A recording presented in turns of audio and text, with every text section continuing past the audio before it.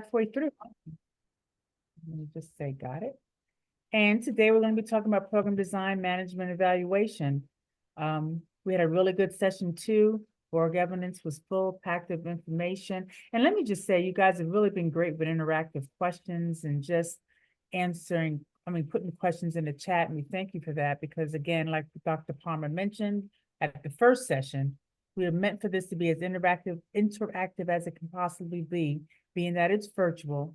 We have about 60 people on the call. So it's really been going well. And thank you for coming to the office hours. We appreciate that as well. I think it's a good opportunity for you all to ask some questions. Now, we won't be having office hours today.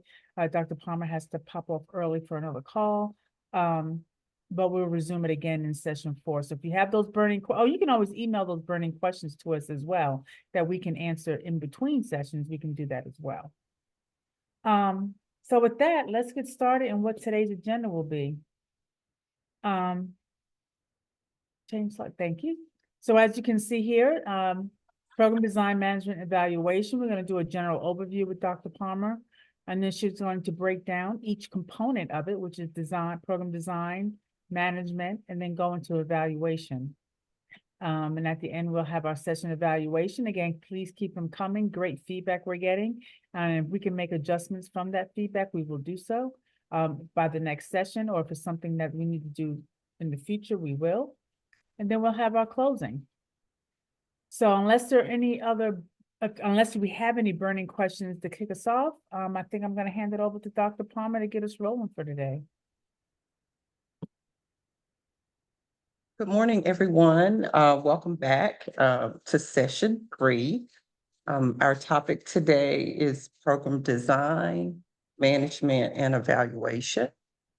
And so we've got quite a bit to cover. I did want to just kind of do a little bit of a recap. So we began our work in our orientation or in our first session, taking a look at capacity and capacity building, talking about assessing our capacity, outlining the 12 fundamental principles that we here at the center align with in terms of the work that we do with nonprofits. We're, of course, lifting up in this series 6 of those principles, of which program design, management, and evaluation is one of those. We did have quite I'll just say, energetic session around board governance and oversight. That is quite typical for us to have quite a bit of interaction, conversation, discussion, examples, and questions. And so we're leaning in today, as we mentioned, as Lisa mentioned, and I mentioned before, program design, management, and evaluation. If we could go to the gallery view, that would be great. Good morning, good morning, good morning. Give me a reaction. How are we doing? Session 3. So it's hard to believe like we're midway of our work. I'm gonna use my reaction to kind of give you an idea of how I'm feeling today. Well, first of all, let me start with this, because I have to have at least a cup. So I'm working on that. Got my cup of coffee going. And then I'm gonna use the hand clap. It's a lot to celebrate. And in terms of just where I am and what I'm doing and the nonprofits that I'm interacting with and the success that they're experiencing, some challenges, but experiencing success nonetheless. Team, I'm seeing quite a bit of thumbs up and hand clapping and all of that. So it's a good way to get started. And it's not Monday, it's Tuesday, right? It's Tuesday, not Monday. So welcome back. I am just scrolling through the gallery here, just seeing who I can see. Good morning, good morning, good morning. Good morning, good morning, good morning, good morning, everyone. Good morning.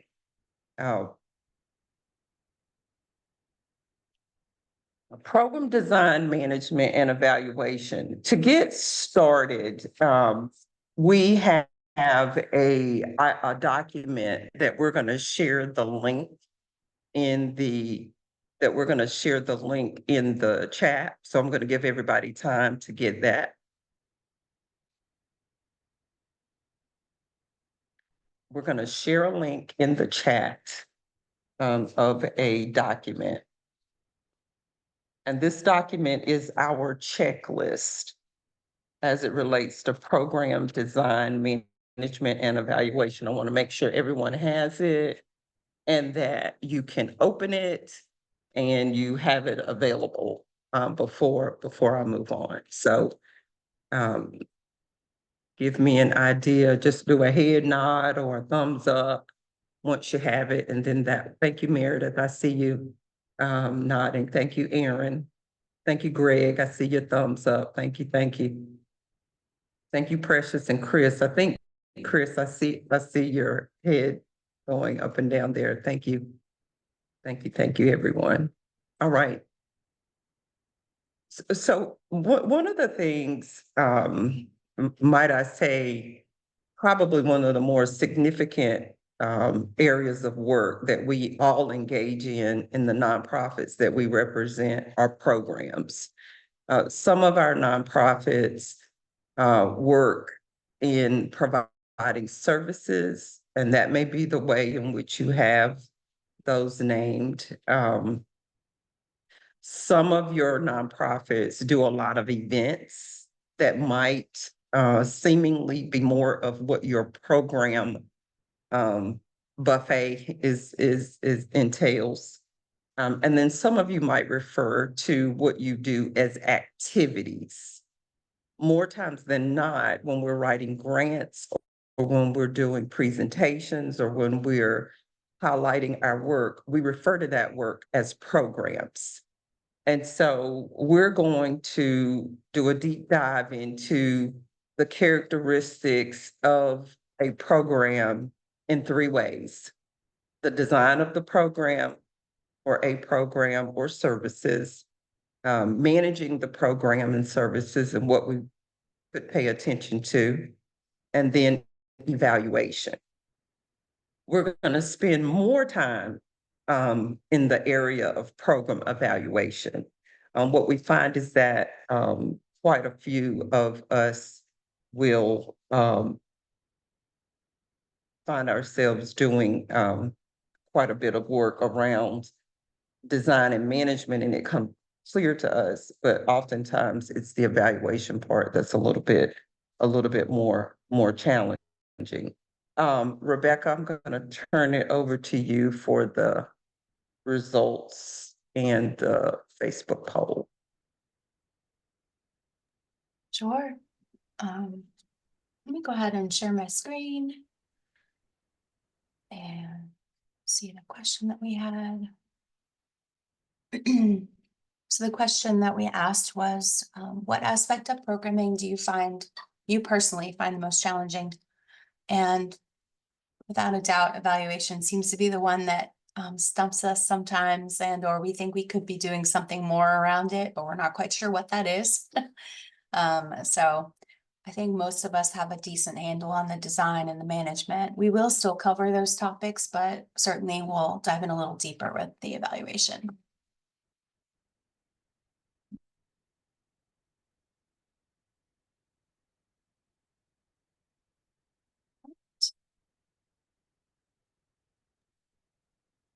Thank you, Rebecca.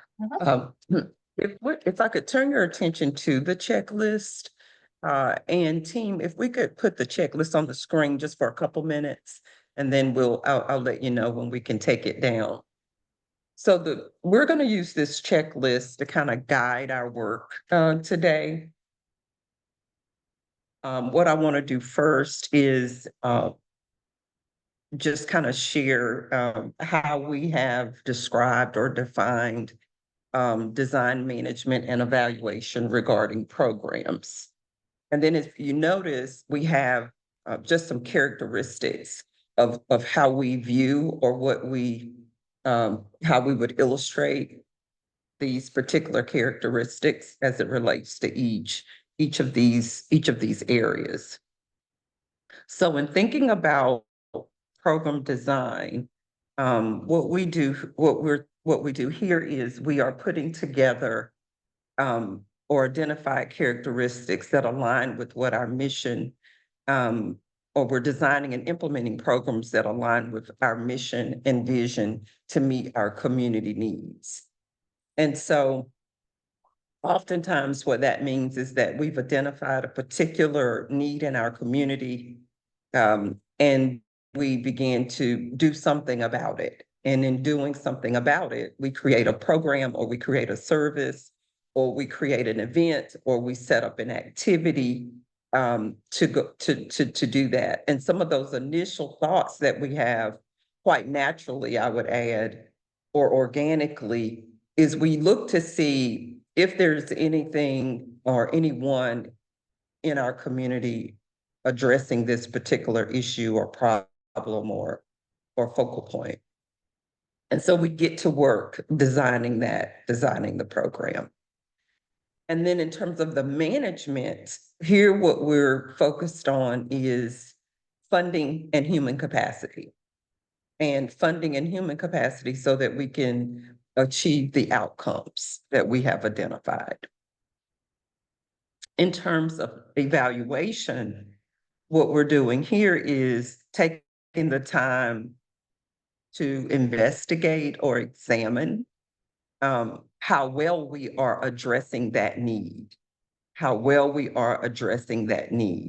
And so in our work today, we're going to be looking at these characteristics in hopes that we'll walk away with a framework to begin to establish an evaluation process for the programs that we have and we make available in our community. So again, program design, program management, program evaluation.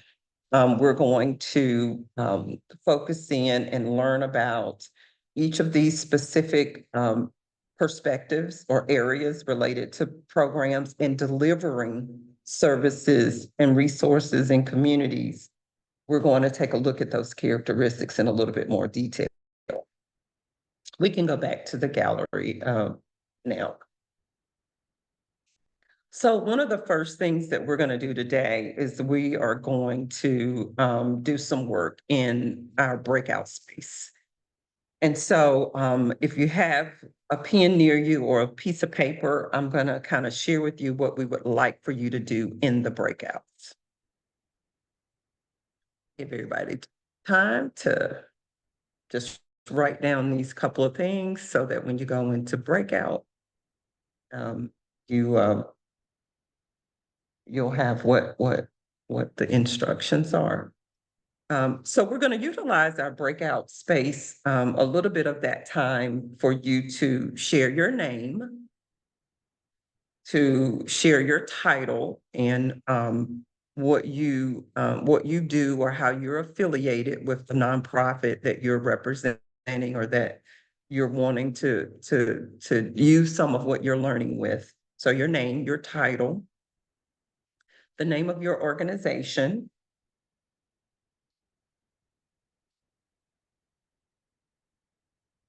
so we want to give you some time to kind of do that first and just kind of talk a little bit about who you are, what your organization does.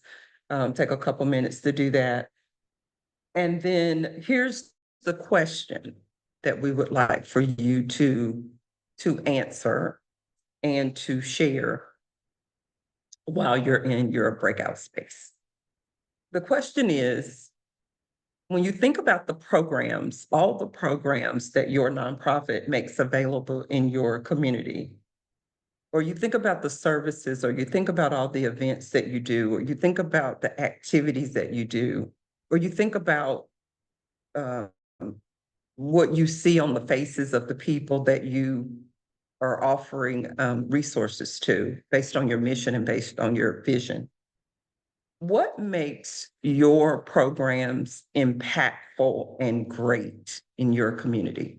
What makes your programs impactful and great in your community. So you've got, if you think about, like I said, all the different things that you do in your community to make your mission visible and to bring about the difference that you're trying to make in your community, what would you say makes your programs impactful and great in your community? Now, when you're sharing, what we would like for you to do is we would like for you to utilize a checklist. So when you look at the checklist, there are 20 characteristics. There are 9 characteristics related to program design. There are 6 characteristics related to program management, and there are 5 characteristics related to program evaluation.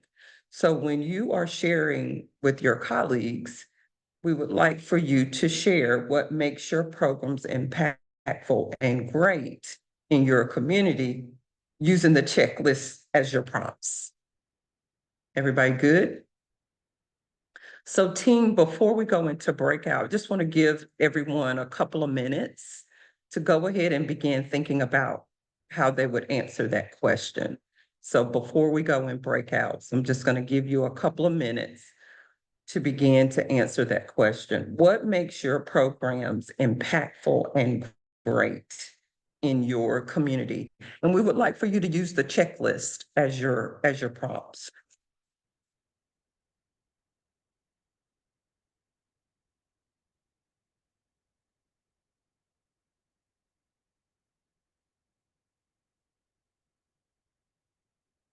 Yes, Shelley, that is correct. So you don't have to use all 20, but just, and you might want to lift up just one, if you'd like. But yeah. So I'm going to give you a couple of more minutes just to jot some notes down as to what you might want to share.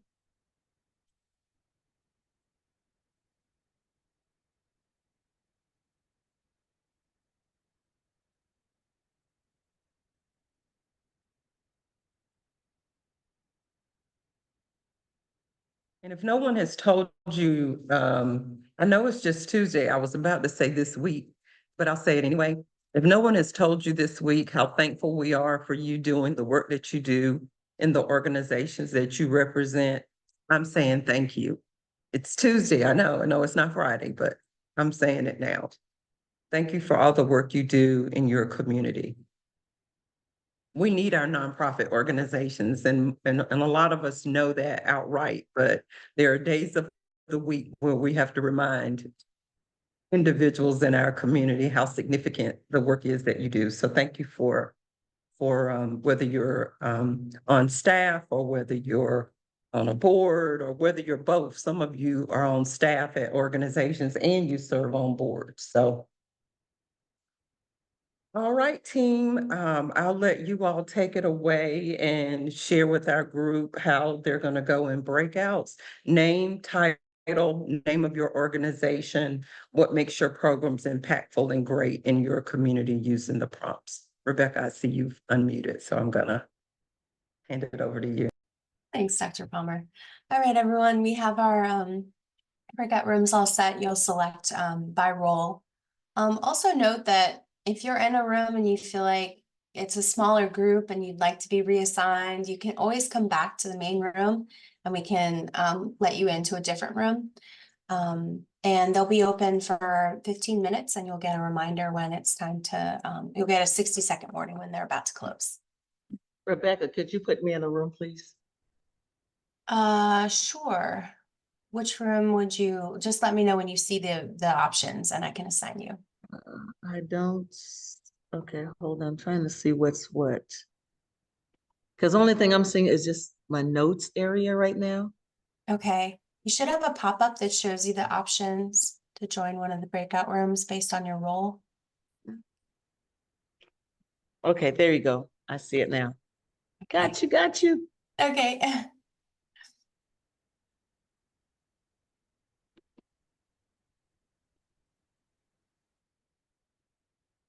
And if you're here, if you're needing Spanish translation, you'll stay in the main room.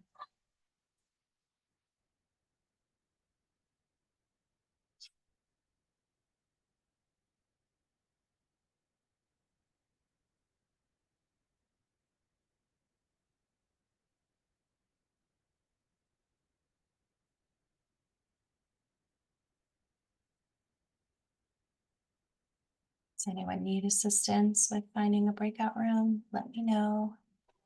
Yes, I'm sorry. It's still not showing up for me, the breakout Okay. rooms. What's your role? Executive director. Okay, I'll go ahead and sign you to one of those rooms.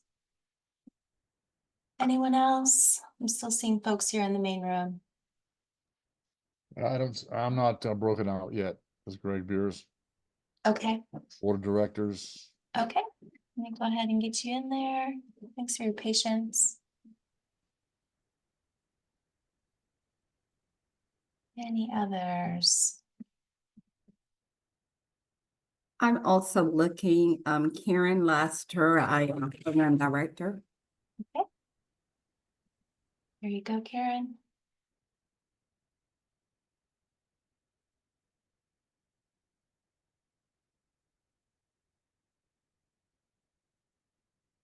Anyone else need to be assigned?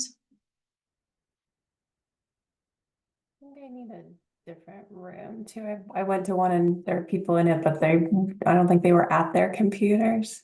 at the Oh, okay. moment. So I was like, oh, I don't have anyone to talk to. Let's see.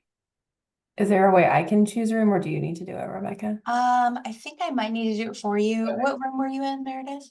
I was in admin. I could go to programs though. Okay, let me pop you in there real quick. Thank you. Uh-huh.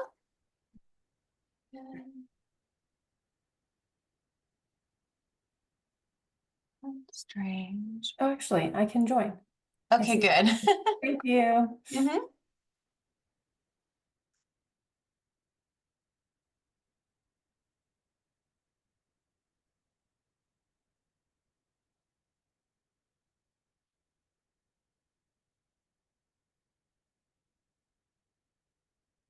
If anyone else needs any help getting into a room or being assigned, just let me know. I do, Sheena Filter. What room would you, what's your role? I'm a development director. Okay. Please hold. There you go. Thank you. Mhm.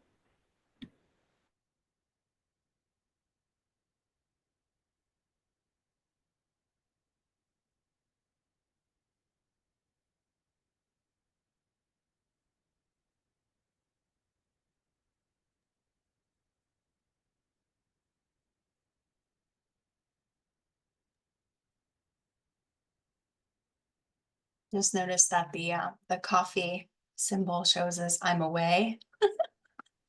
We need to turn that off. I'm not away. Although I am gonna go reheat my coffee. You go right ahead. Did we give him, I can't remember, I don't think I heard you give him a time. It's 15 minutes.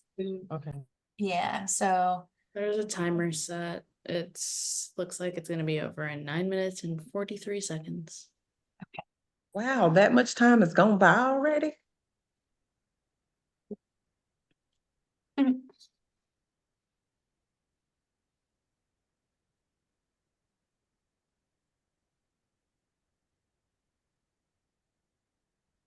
might need to extend it a little bit. I don't know how many are in a room, but. I don't know.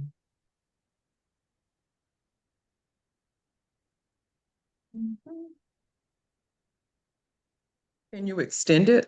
Can you extend it, the time? You can't, okay. I don't think so. Not that I can see, usually under options. Maybe if I Okay. click on the time. No, I almost said 20, because how many people are in each group?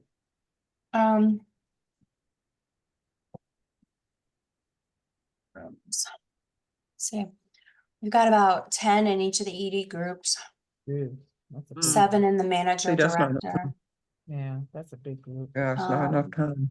Program 7, finance fundraising 3, marketing 6, administrative 1. Oh, she said Mm. virtual. She's by herself? No, she came back to the main room. It's Bethina. Bethina, let me know if you need to be reassigned. And then 4 in board. And then it looks like Sheila went and joined the other one. Okay. She's all by herself. I don't know that she's. See if I can move her to a different room.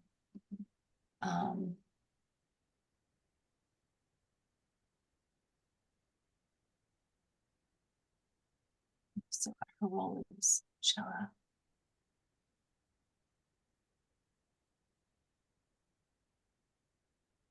She is the executive assistant project manager. Okay.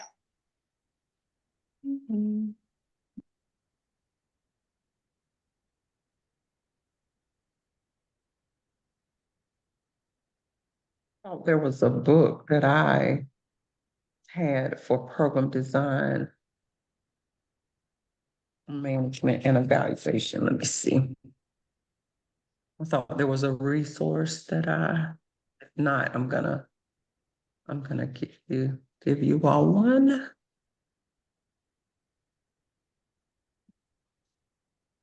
Oh, thanks, Leslie.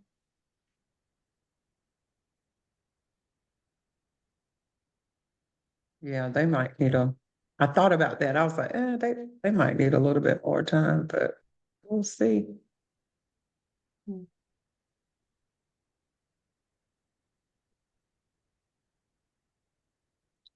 I'll figure out which room Bethina should be in. Hold on.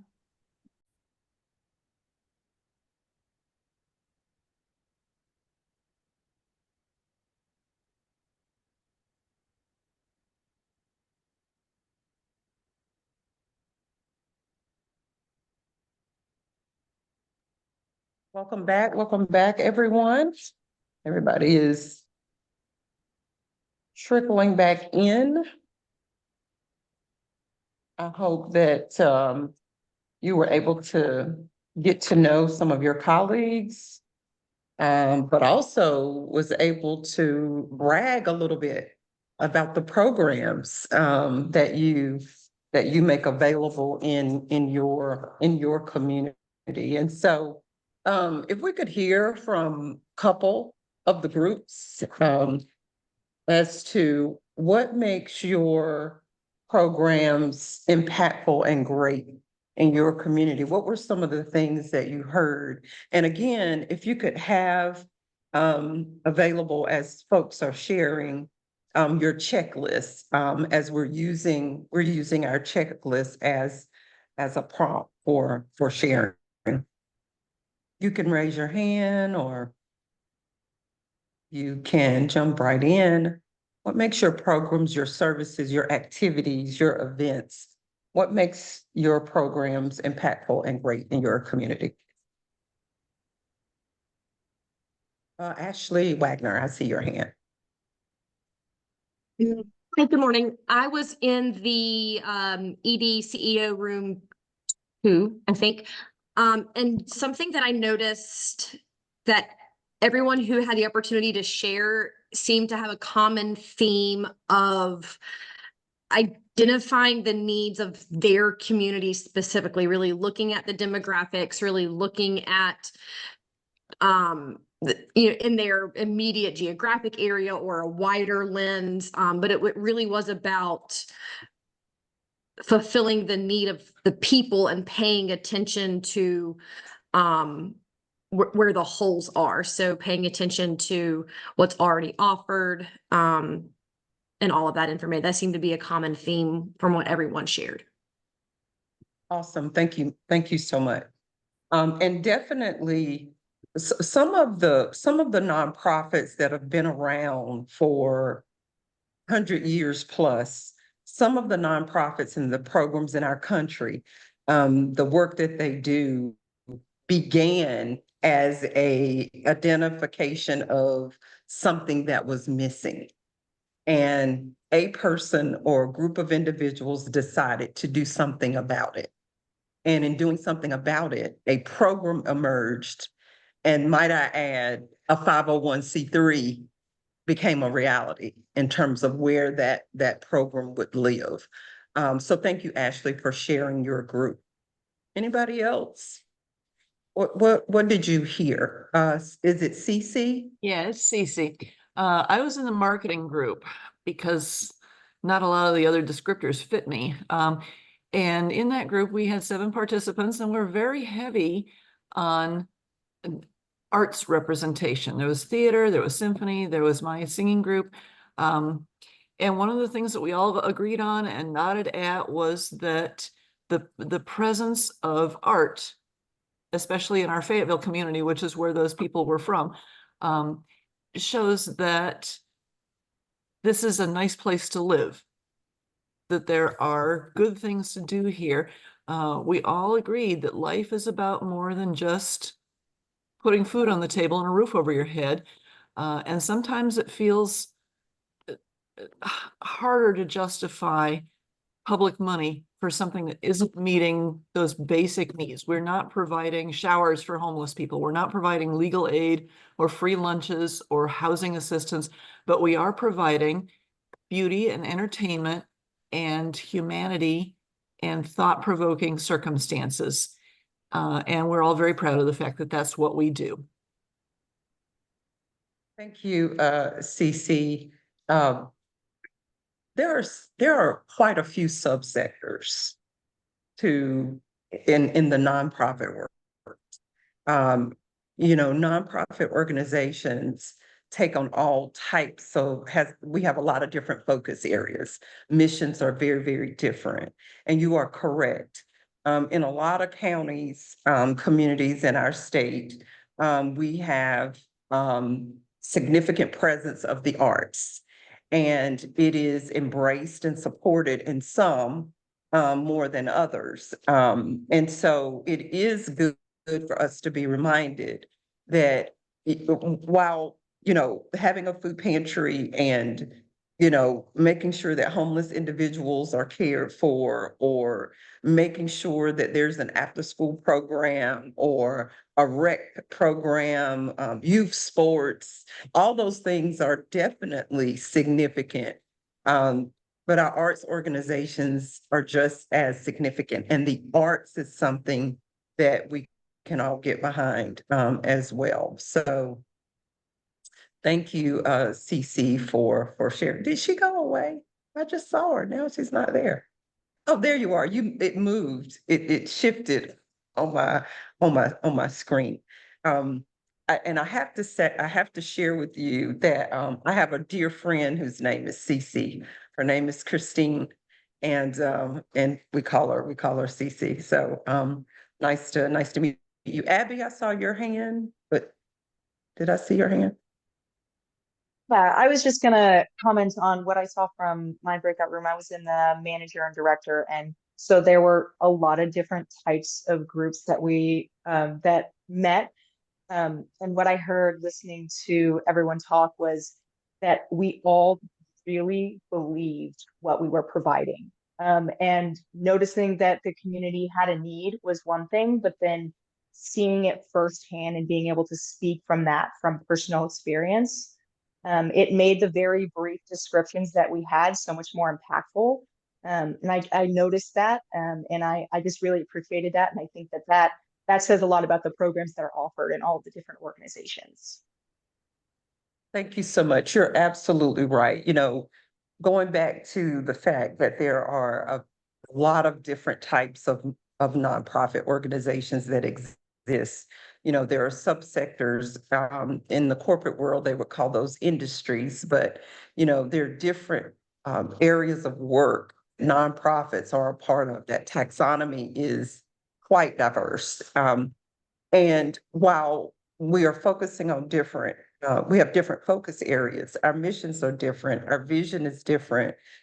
It brings about a different vibe when you're talking to someone who has lived experience as a part of a program promotion. You know, when you can hear from someone who actually participated in said program, and they can really give their own experience as an example or testimony, if you want to call it that, of what it is that, or how that program impacted them, their lives, their community, their family, et cetera. And so it becomes very, very clear, I think, even more so, when you have a person who's lived it and they're a part of sharing, you know, the resources that we have through our programs and services in nonprofit organizations. So thank you all for sharing.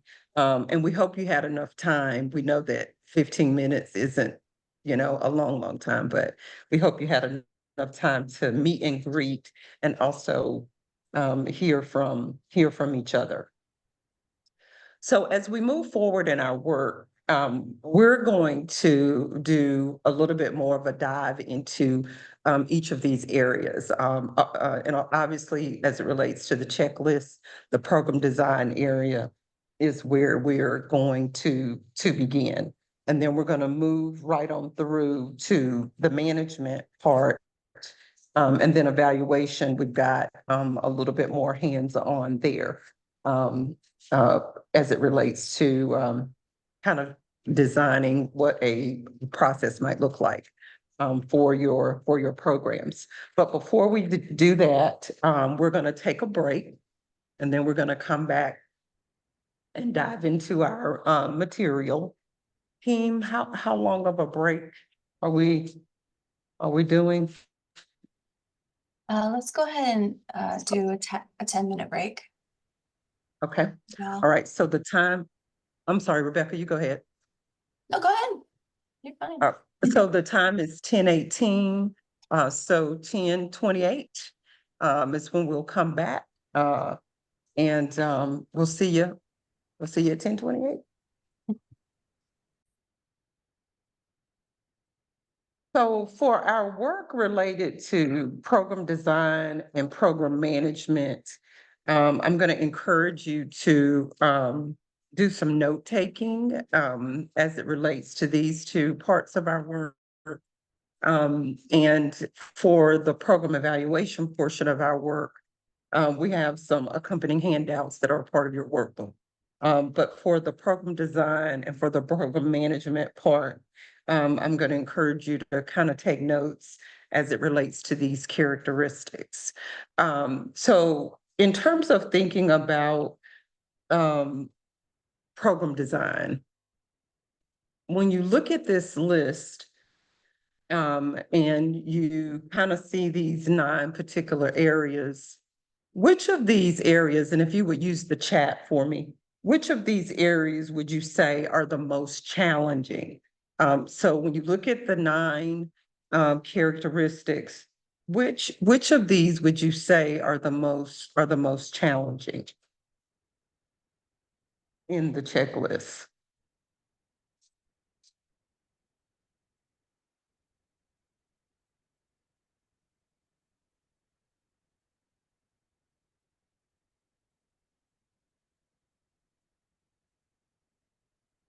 The most challenging.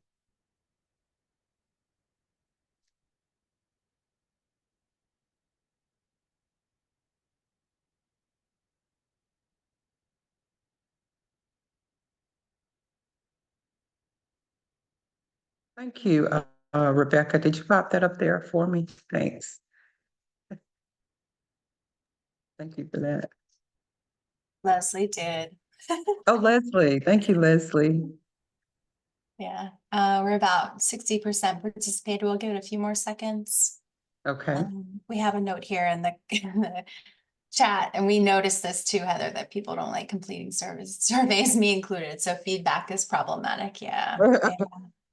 Yeah, if Yes. anybody could just wave a magic wand around that and help us solve that problem. We also find that keeping them anonymous, which is what we like to do for our program participants. Actually, like if we were to do like incentives for filling out an evaluation or a survey, like maybe we do a raffle, keeping it anonymous causes, you know, us to not be able to do things like that. So yeah, maybe we'll solve it today with all of you on this call. All right, we're at 76% participated. I'm gonna go ahead and end the poll and share results. Okay, So okay. you all can make this a little bigger maybe if you need to, but looks like 55% at fund development strategies. We see that a lot. And skip down to feedback from program participants at 20%. And looks like maybe asset mapping at 18% and needs assessment at 16%. Probably our top ones. Yes. Yeah. What people Uh, seem very clear about is the target population at only 2%. Okay. So Okay. And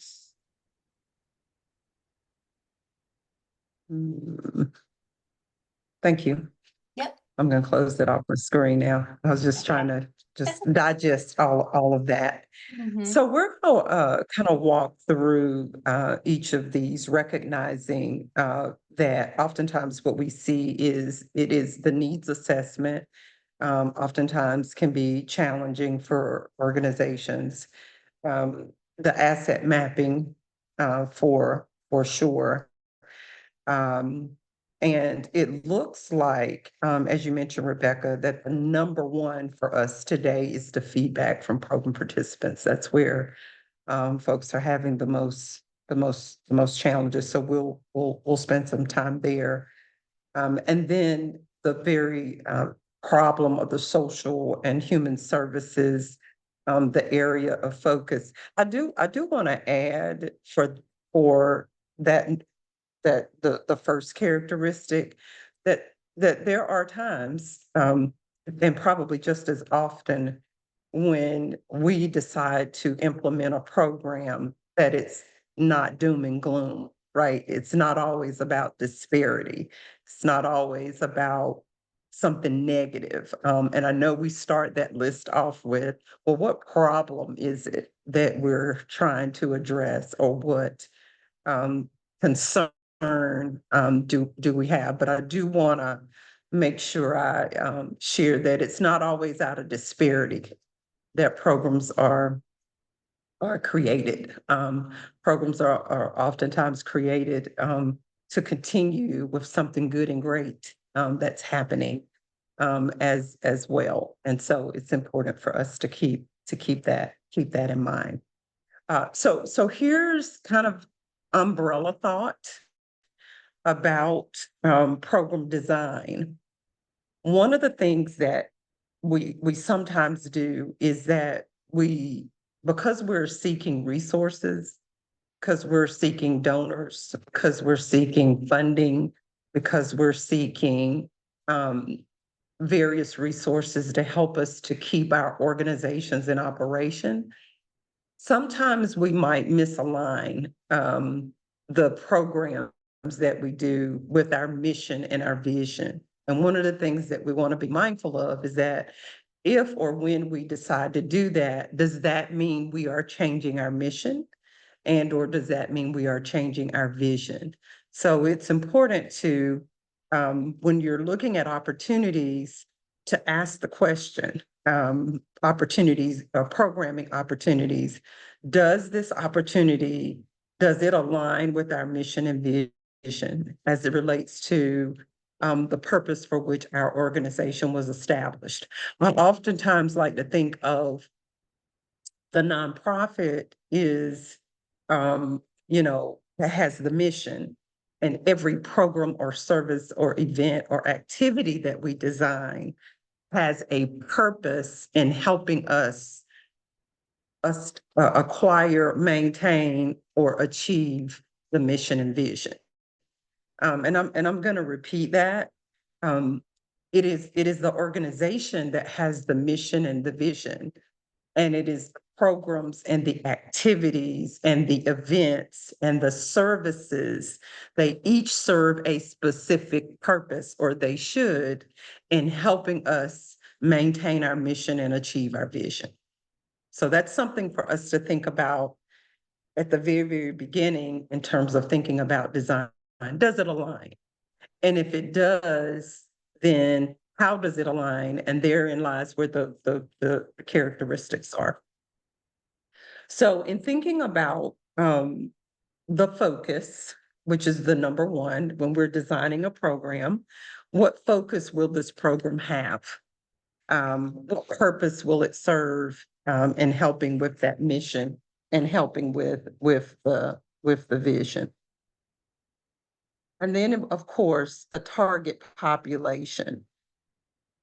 What population are we trying to support or help or to assist with this program? What are the demographics of that population? You know, how would we, what is the profile of the population? Age, ethnicity, preferences, you know, who is, or how would you describe this population? Something else you could add here is something called psychographics. And psychographics are more or less those aspects of a population or of an individual that we might have to pose questions to get a better understanding. So if you want to know what my preferences are, you may have to ask me more questions other than some of the obvious demographics about who I am. If you want to know my values, if you want to know my beliefs, if you want to know some of those aspects of who I am, then you may have to pose some different types of questions, and you may have to use some apparatus or some instrument to help you to be able to understand those psychographics. So that's something to keep in mind. How many of you use like a I don't know, like a discount card, like when you go to the grocery store? How many of you use some kind of or little swipey card? Well, let me ask this question. How many of those little things do you have? Those little swipies? How many? Oh, how many? 5? I see 5, 2. Many. So what happens when you use the discount card is that the retailer is gathering psychographic information about you. And they're basing it on the purchases that you make. And so to get psychographic information, my point is we have to take some extra steps in order to get that information. Demographic information, for the most part, can be determined at a glance. Some demographic information can be determined at a glance, but psychographic information takes a little bit more work. So I would add psychographics to number 2 in terms of understanding the target population that you're wanting to serve, to address, or to help them with a particular aspect of who they are. Geographic location, I think we all get that. Needs assessment. In your workbook, turn to page 68. In your workbook, turn to page 68. Needs assessments take on different shapes and sizes. We can do a needs assessment by reviewing existing data and information about a particular thing. Or about a particular population, or we can do our own authored needs assessment by our agency. Page 68, 68, page 68. And I think the page in Spanish is 69. The page in Spanish is 69. Are we all there? I don't want to leave anyone. Okay, great. I see head nods. Thank you. So the goal of a needs assessment is for us to identify the concerns and strengths of a community, and for us to develop initiatives, programs, activities, services to address the needs that we discover by going through a needs assessment process. And so what I will say here is that some of your government entities in your community ongoingly are producing reports that can give you insight into needs. And oftentimes they're pretty credible. I mean, you know, they have staff to do those kinds of things, and a lot of our nonprofits do not have staff to do that. So in terms of a needs assessment, whenever you're trying to make the case for developing a program, it's important to do that. We're going to come back to this part of our work when we talk about strategic planning next week, because needs assessments, that's a part of that process as well. But in terms of what a needs assessment is, and there are different designs, different ways of creating them and setting them up. Some are very comprehensive in terms of that. Whenever we do a census report out every 10 years, that's a form of this is who we are by population, by geographic area. These are some of the things that folks in these areas, this is how they think. Those are that's the kind of information you can gather, and you can design your own. You can design your own. Thank you, Ashley. I see your reaction there. So needs assessment. And then there's another option that we have when we're designing programs. There's another option that we can engage in, which is called asset mapping. And for all practical purposes, once you do a needs assessment and identify gaps and needs, oftentimes you will uncover assets in the community. And so that can be noted at the same time. Whenever we uncover or we discover what needs are, and there are layers of need.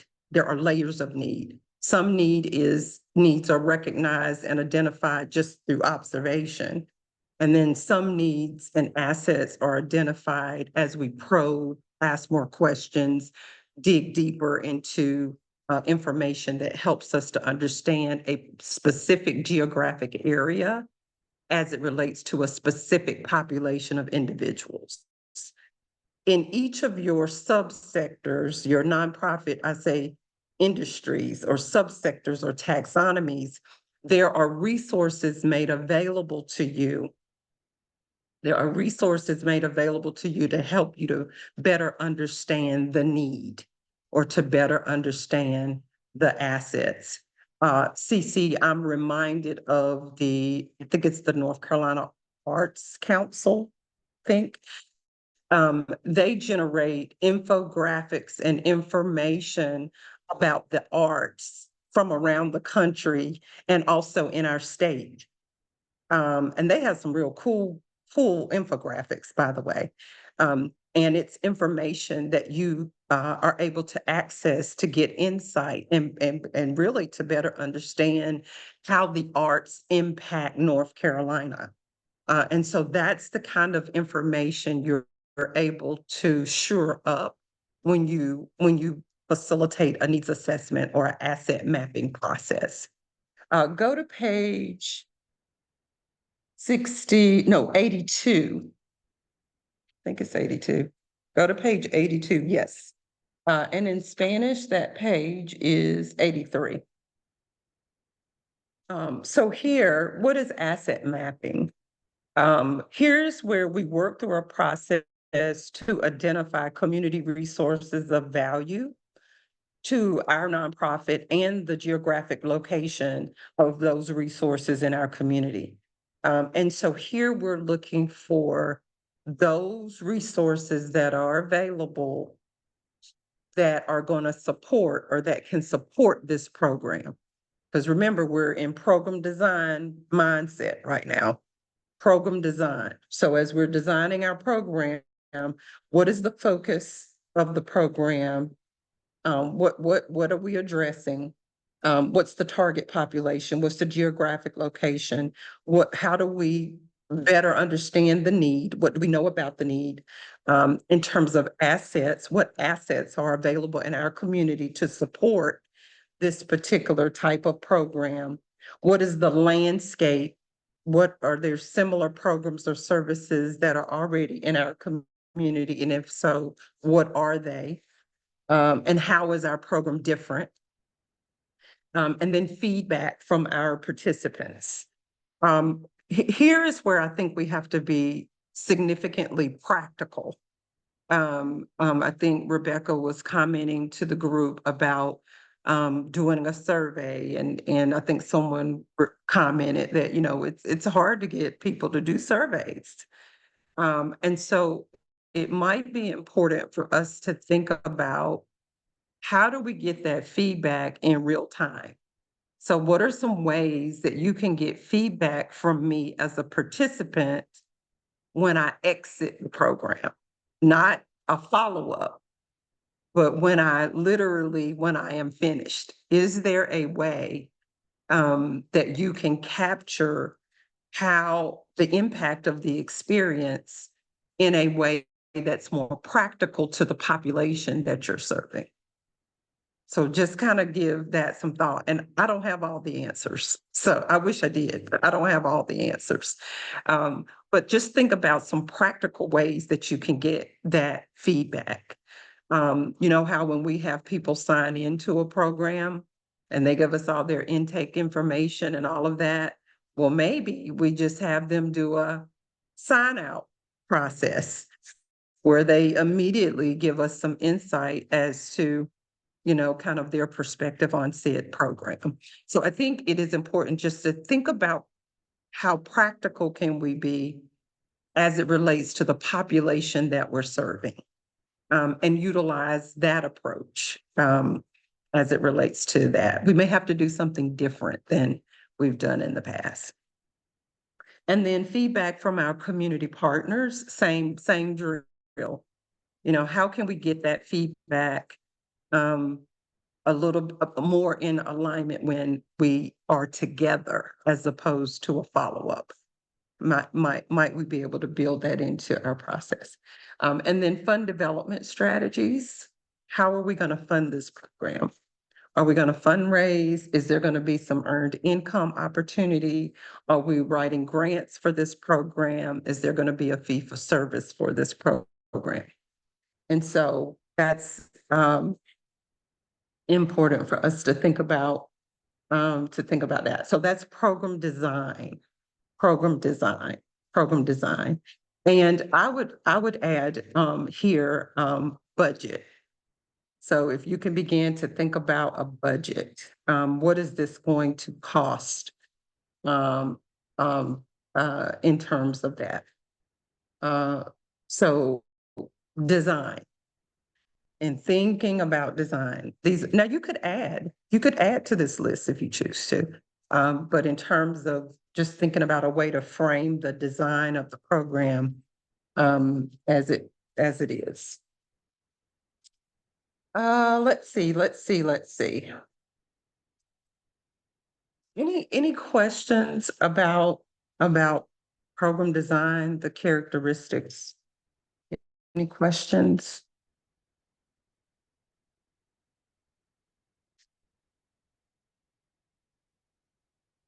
Okay. So we're going to move right along. Into program management. We're going to do some hands-on stuff here in a minute. Just want to get through some of these details here. All right. So in terms of program management, if you could turn back to the checklist.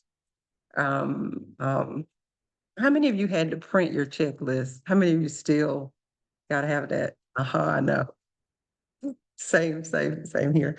So program management. So what is the focus here? The focus here is, what is our human capacity? What is the funding ability for this program in order for us to achieve the outcome? So in the program management space, what we're saying here is, now we have to do the mechanics. Now we have to do the implementation. And so what do we need to be thinking about to take this design that we have? Now that we have it, it's created for the most part. Now, how will it be managed? How will it be managed and what is it that we need to make that happen. And so let's do a little work. Let's go through this list. Do you want to, let's do the poll. The program management, what's the most challenging and when it comes to these elements of program management, what is the most challenging?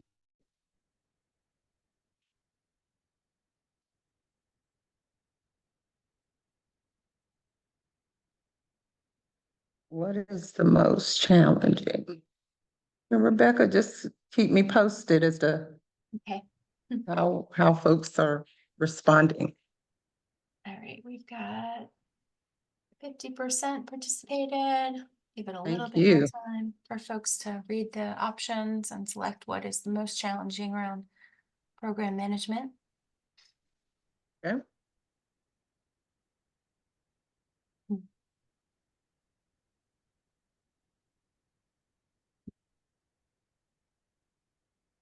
All right, 5 more seconds. All right. All right. End the poll and share the results. Okay. And it looks like once So again, fund development strategies at 57%. Okay. We've got behind that, step down is 37% to promote advertise and market programming or programs. And then staff and volunteers at 35%. Okay.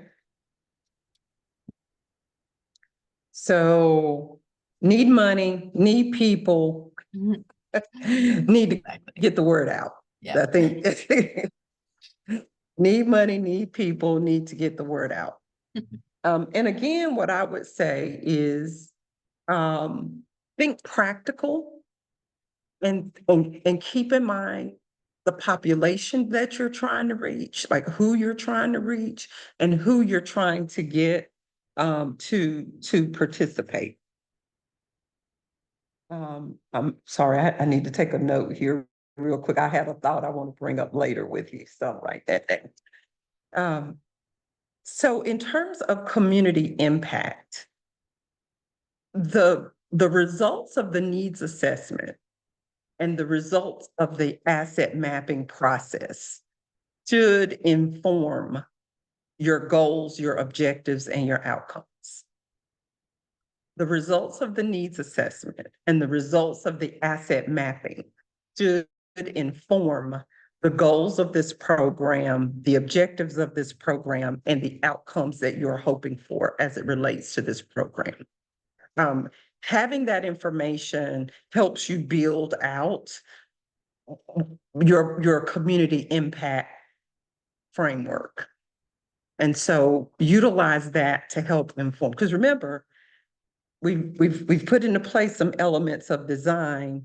Now we want to pay attention to what is needed in order for us to manage, or what are we managing? We are managing the implementation of the goals. We are managing the implementation and achievement of objectives. We are managing the acquiring and achieving these outcomes. That's what we're managing. And that's going to be different for every organization. Staff and volunteers, I think knowing what knowledge and skills and experience that we need in order for us to implement this program. And so we're managing the mechanics of having staff. We're managing the mechanics of having volunteers. We got to recruit them. We got to retain them. We want to reward them. You know, those kinds of things is what we should be thinking about there. Promote, advertise, and market our program. I would encourage us to use social media platforms to do that. If it is in alignment with the population you're trying to reach and their ability to utilize social media platforms, that's important. Think about who you're trying to reach and then determine a method or an approach to communicate with them that aligns with that population. You know, so if we're trying to reach either providers or service providers of people who might be less skilled at using technology, then we might have to do snail mail. I mean, so we got to think about who we're working with, who we're trying to engage, and utilize methods that are appropriate in that way. Because we can very well use social media platforms to do the promotion, the advertising, and the marketing. If our population is one that can utilize, those platforms. So that's important. Think practical, because we're talking about the program now, not the nonprofit organization as a whole. We're talking about your individual programs. And what works for one program may not work for another program, because you may be trying to reach a different population. Some of our nonprofits in this cohort are serving diverse populations of people, different ages. So that's important to keep in mind.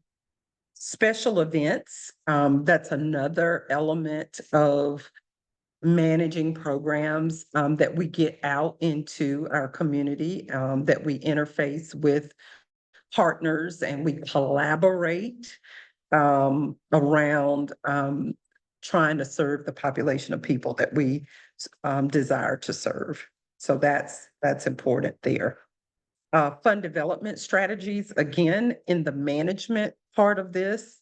When we are designing the program, I think it's very important that's why it's in that list of characteristics under design. Let's begin thinking about how we're going to fund it at the onset, not after we put in a whole lot of work designing and coming up with and doing all of that, and then get to, well, now we got to fund it.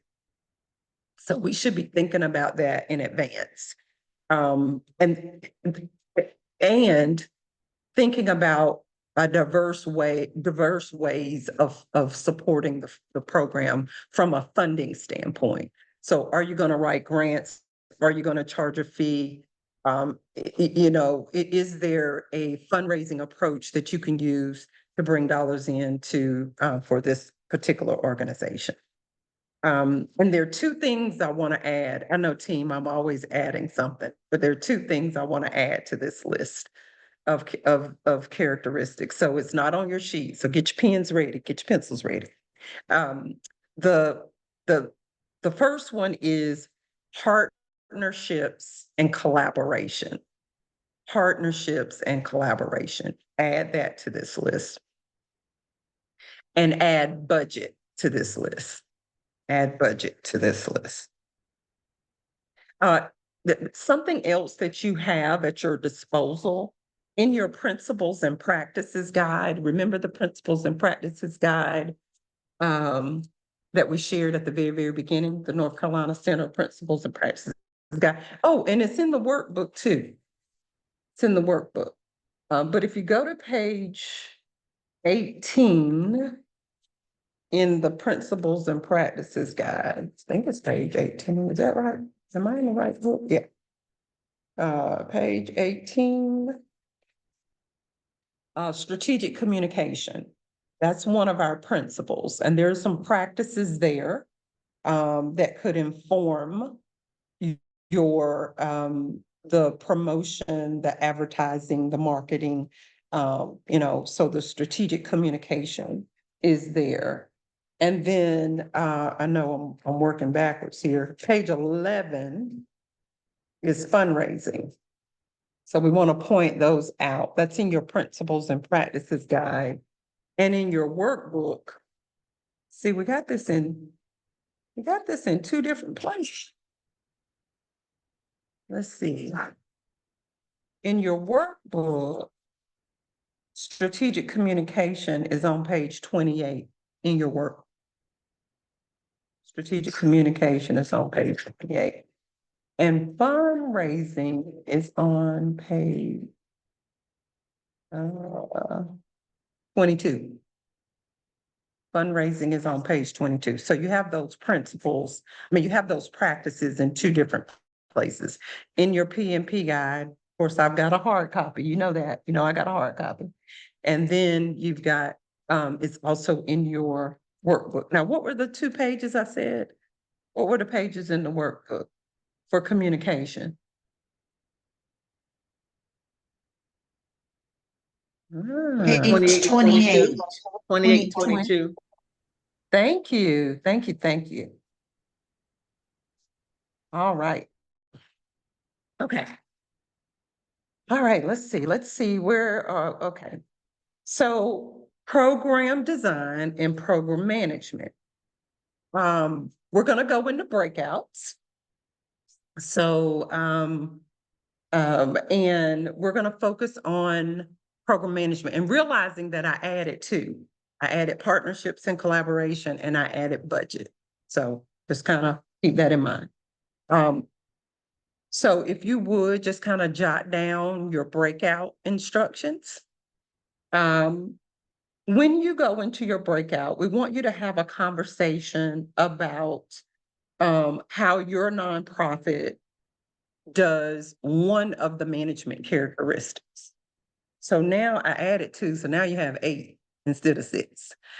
So when you go into breakouts, you're going to choose one this time.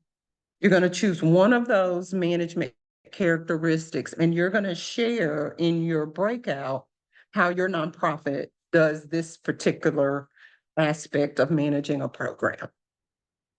And before we go in, can you just, and use the chat for this, how many programs does your nonprofit have?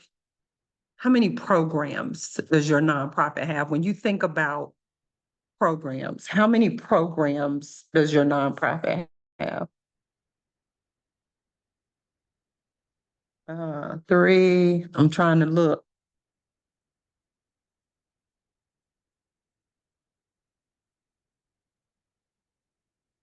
To 10, 7, okay, 3, okay, 5, okay.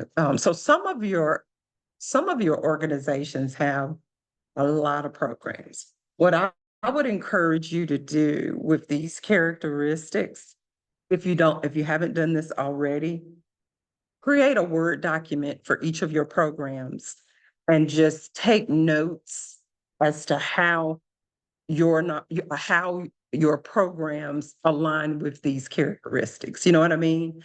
And so you have it in one place and you don't have to go searching for it, like when you're writing a grant or getting ready to do a presentation or what have you.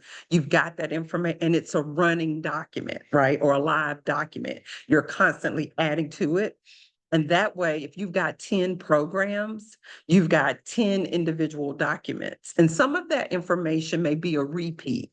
So like you may advertise and market the same for 2 of the 10 that you have, for example. But that way you have that information in a Word doc for each program, something that you can easily access. So that's good.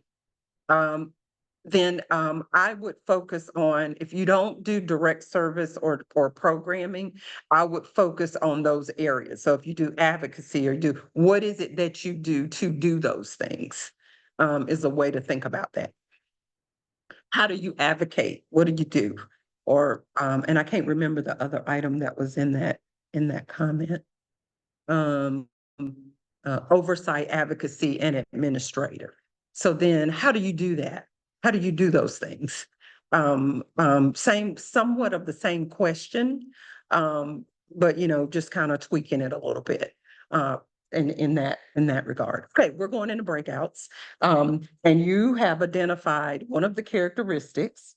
And in identifying that characteristic, you're going to share how your nonprofit does this particular aspect of managing program. And you're going to have 10 minutes, I think, Becca, for this. Is that right? Yes. Okay. Mhm. All right. So we're going to go into breakouts. And Rebecca, I'm going to pass it over to you. Okay. Yep. I'm going to open up the rooms and I can assist with helping you get into the correct room if for some reason you're not reassigned to the right place. Just let me know. We'll be back in 10 minutes. Go.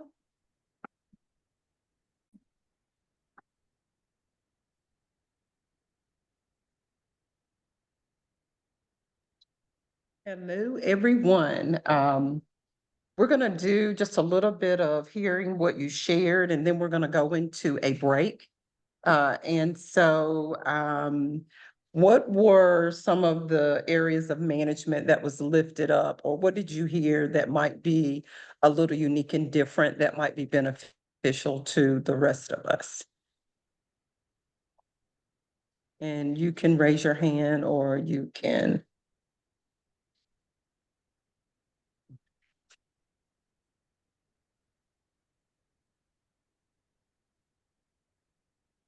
What were some of the things that were shared? I'll go. And I'm actually going to speak on something that Melvin said in our group that I wrote down.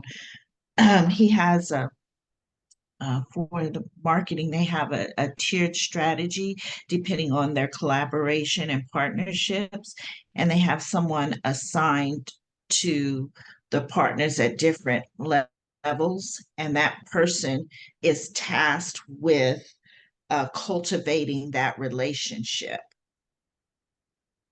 And so they reach out to them on a regular basis and update them on what's going on with his agency. And Melvin, if I missed anything, please share because I thought it was really good. Is this with donors, or is this with partners, or who are you all reaching out to? So specifically, this is specifically to community partners. So the idea is we have partners who give us specific things or that we know in the community that we serve similar populations of people. So just a way for us to keep contact with everybody in a real way by giving them a specific contact in our organization who's responsible for, reaching out to somebody specific. And as we have staff transition, we reallocate these partners to new staff members as they come in as a part of their kind of workflow, just to be in contact with this organization outside of what we just doing a referral, but just really passing on information. Awesome. Thank you so much. That is a good idea. Any other group that wants to report out? Did Melvin share his information? Yes, he did. Uh-huh. Anybody else? Managing your programs.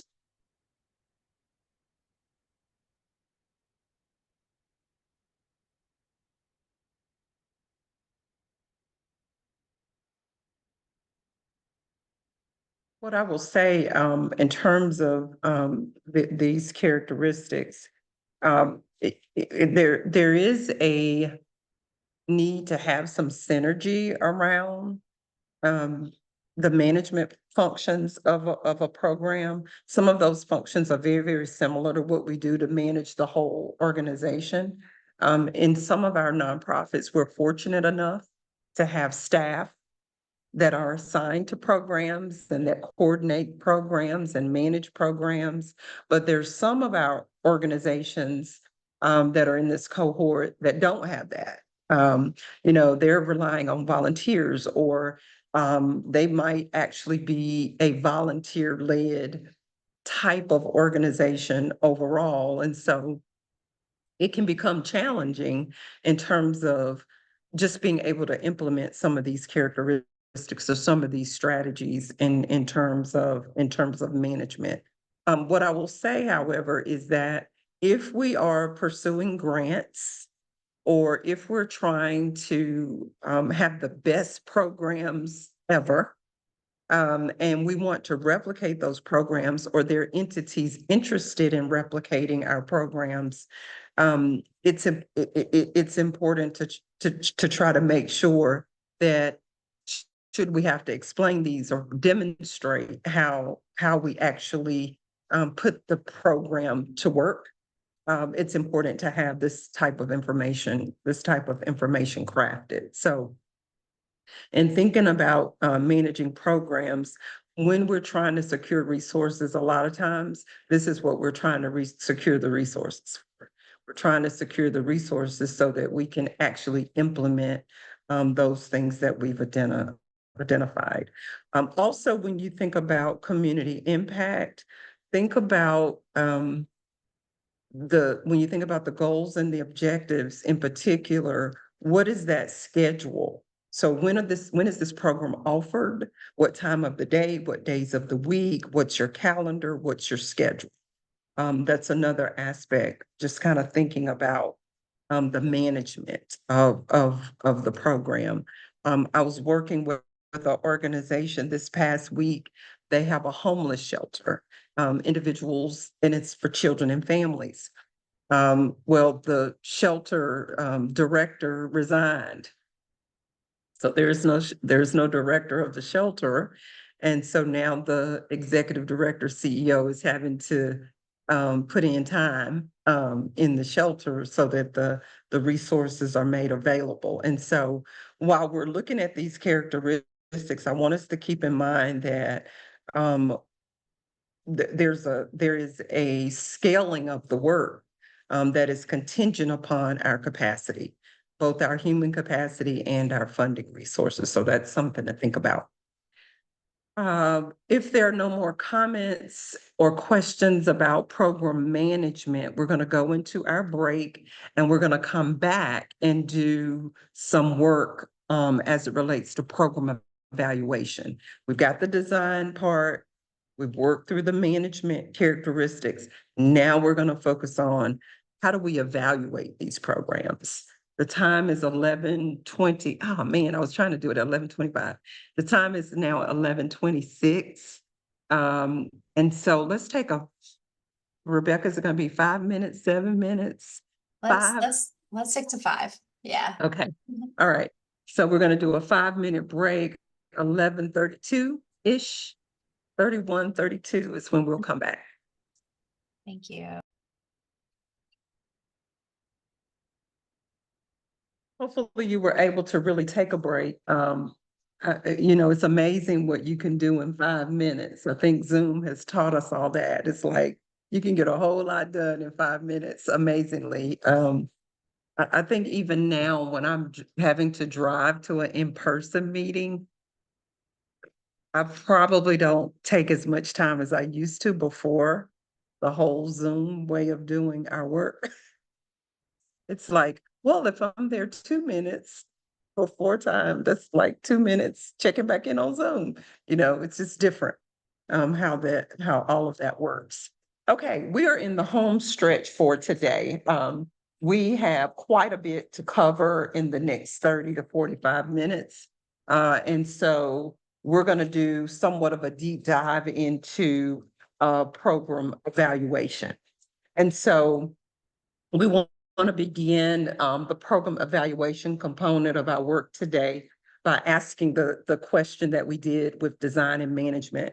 What is the most challenging when it comes to these characteristics that we've listed in the checklist? And we have 5 characteristics that are listed. And so when you look at these 5, process, preparing to evaluate, focusing the evaluation, conducting the evaluation, reporting the results, what is, as you think about it, what is the most challenging? And we will do the poll. Will we do the poll, Rebecca, for this one as well? There we go. What is the most challenging? Sorry, Leslie.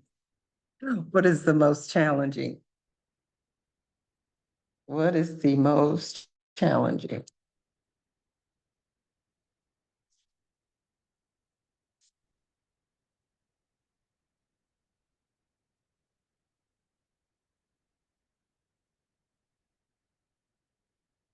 Let's see what we come up with. What is the most challenging?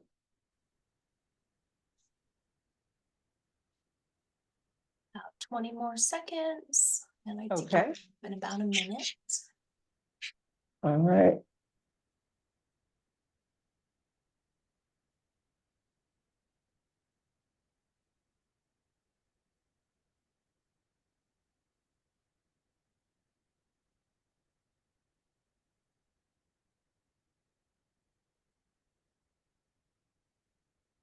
Right. Go ahead and end the poll. Share our results. All right, so certainly conducting the evaluation is the most challenging for 53%, followed by the prepare, focus, conduct, report process. Okay. And then I think probably preparing to evaluate was pretty close neck to neck with focusing the evaluation. And then reporting the results was the lowest with 9%. Most people don't find that very challenging. Okay. So actually going in and coordinating and facilitating all the moving parts of doing an evaluation for a program. The one thing that I'll start off by saying related to this particular topic is it is important to think about how you will showcase the results of implementing a program. How will you showcase that? What will you tell your donors? What will you share with your funders? Be it that you have a contract to deliver a particular program or that you have a grant to deliver that program. So what are some ways that you can showcase the impact that this program is making? That's kind of the global question, because once we have the answer to that question, it can inform how we prepare for an eval, focus the eval, conduct the eval, and report out. So the umbrella question is, what is it that we want to be able to share with those key resource stakeholders, right? The stakeholders that are helping us to make sure that the program is implemented or that the services are provided or that the event happens or that the activities occur. So how do we want to be able to showcase that back to the community once the dollars are spent, or once the volunteers have come and worked, or once partners have provided whatever it is that they agreed to? What is it that we want to be able to say? So that's a real practical way of beginning to think about how you will evaluate a program. Now, if your nonprofit has 10 programs, that means you potentially could have 10 evaluations. And so you want to be thinking about that as well. And if you have limited personnel, you have limited people capital to help you to be able to do this. Again, you want to think in a real practical way. So we will certainly lean into that, conducting the evaluation, since that's kind of what bubbled up to the top. But let me tell you what you have in your workbook, and we're going to work with each of these documents. So we're starting on page 44. This is session 3 of your workbook. And on page 44 is where we have the definition. I'm pointing out what's in the workbook first. Then we're going to come back and use this material. But I want to kind of tell you what you have at your disposal. This is probably one of my favorite sections or pieces of information, because it's like having a little toolkit at your disposal to help you kind of create a way to share the impact of your program. So on page 44, we've kind of given a description. We'll come back to that. On page 45, what you have is a list of the process of the evaluation process. And again, this is by program. We're going to kind of get prepped for the eval by having some sense of why we're doing the evaluation in the beginning. Then we're going to look at some ways to focus the evaluation.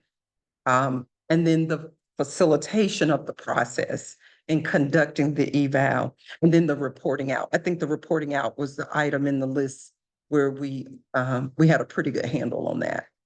If I remember from the poll. All right, and so there's that. For the prep, if you look at page 46, and at page 46 for the prep, which is a list of what I was talking about earlier, you know, what are the key questions when you're designing the evaluation? Like, what kinds of things do we need to be thinking about? That's what's there. We're going to come back to it, but that's what's there. What we have on page 47 is we have a worksheet that we're going to use in this session in terms of focusing the evaluation. So we're gonna actually pull that apart and use that here in a minute. So that's that. We're going to fill that in. To continue with focusing the evaluation, we've got why are we doing it? What are we evaluating? And who will this evaluation be shared with? That's that. That's page 48. Again, I'm just kind of telling us what's in our packet, and I'm going to refer back to these documents. Page 49, there are different types of evaluation. We're lifting up 3 different types of evaluation here. We're gonna come back to that. And then to accompany page 49 is page 50.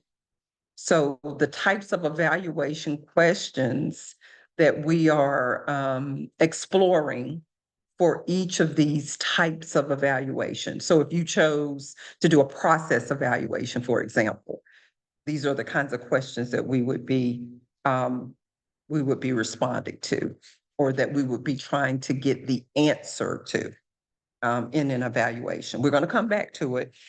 Then when you go to page 51, this is the analysis. So once you have the data, we typically look at that as qualitative and quantitative data. We're going to come back to it. Qualitative and quantitative data. I'll come back to that. Let's see. That's page 51.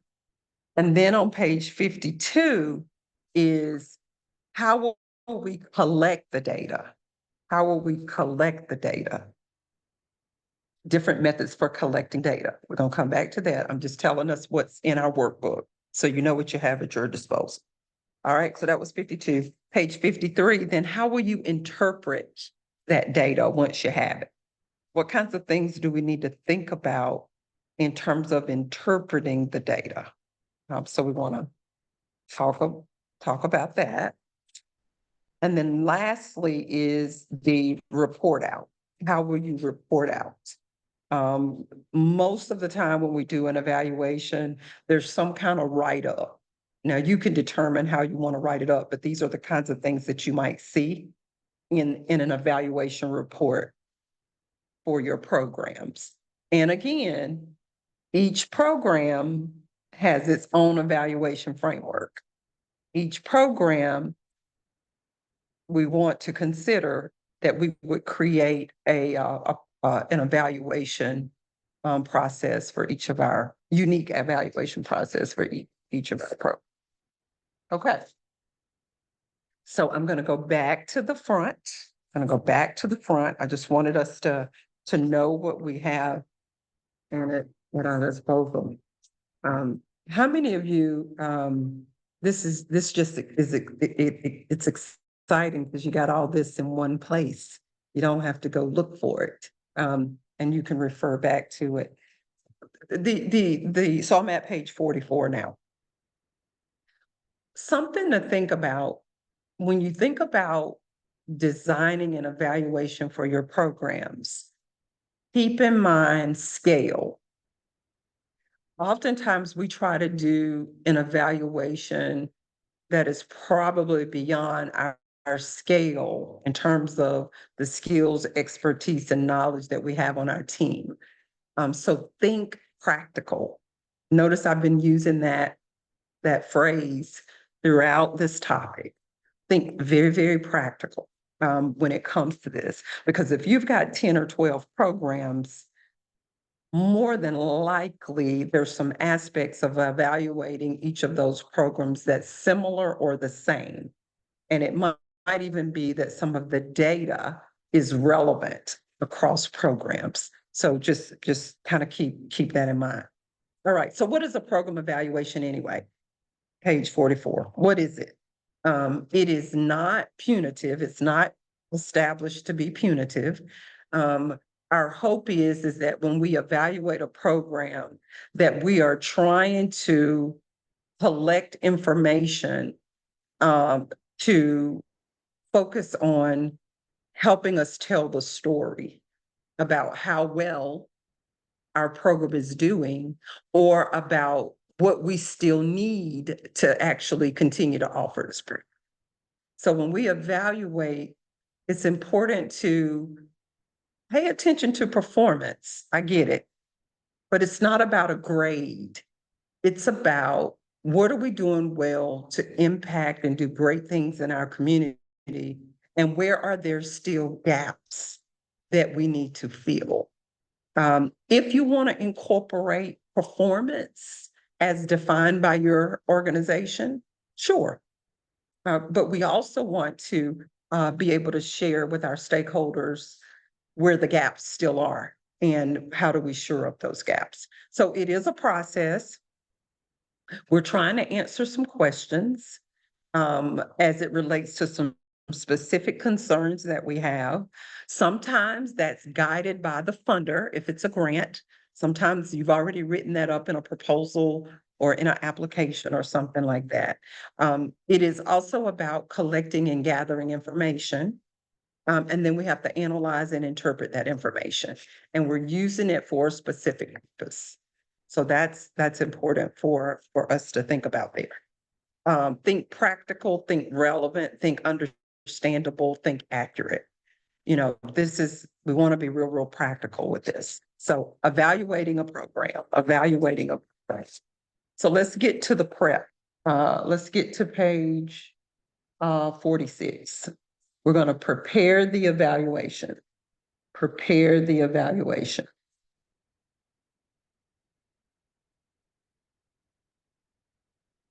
Consider these questions when you're trying to design what the program's evaluation is going to look like and how you're going to frame it. What is the purpose of the evaluation for ABC program, right? What's the purpose of the evaluation? What is it that you're hoping that the evaluation is going to do for the program? What is the benefit of doing this of an evaluation in general? Who are the audiences that once this evaluation is complete, who are the audiences for the information from the evaluation? Because keep in mind, the end product is a report of some sort, some kind of report out, some kind of presentation, right? But also, once you have all of that information and what it takes to get there, some of that information is very useful. So yes, we end up with a report, but we have all types of information that we've produced on the journey. And so that information may very well be helpful. And what audiences is all of the information? Are we going to share that information with? What do you need in order to make an informed decision or enlighten your audiences? You know, what is it that you need to actually do this evaluation? So what is it? Do you need people? Do you need skills? What is it that you need in order to actually do the evaluation? Especially if you don't have this in-house, how are you gonna do this? Are you gonna get an intern? Are you gonna tap someone on your board to ask for help with this? What is it? How are you gonna, what is it that you need? What sources do you have at your disposal to get information from? How then would you gather and collect that information? When do we need, when is the information needed in terms of timeline? So what kind of timeline is it that you need to think about for this evaluation? And then, again, what resources are available to collect the information? So what sources do you need to use, or do you have at your disposal? And then what resources do you need? And you can add questions to this list. But this is just to kind of, before we even get into the nuts and bolts, these are some questions that you want to pose and begin to think about. Again, think practical though, think practical. I'm going to pause there just to see, and then we're going to do some hands-on work. I'm going to pause there just to see what thoughts you're having, or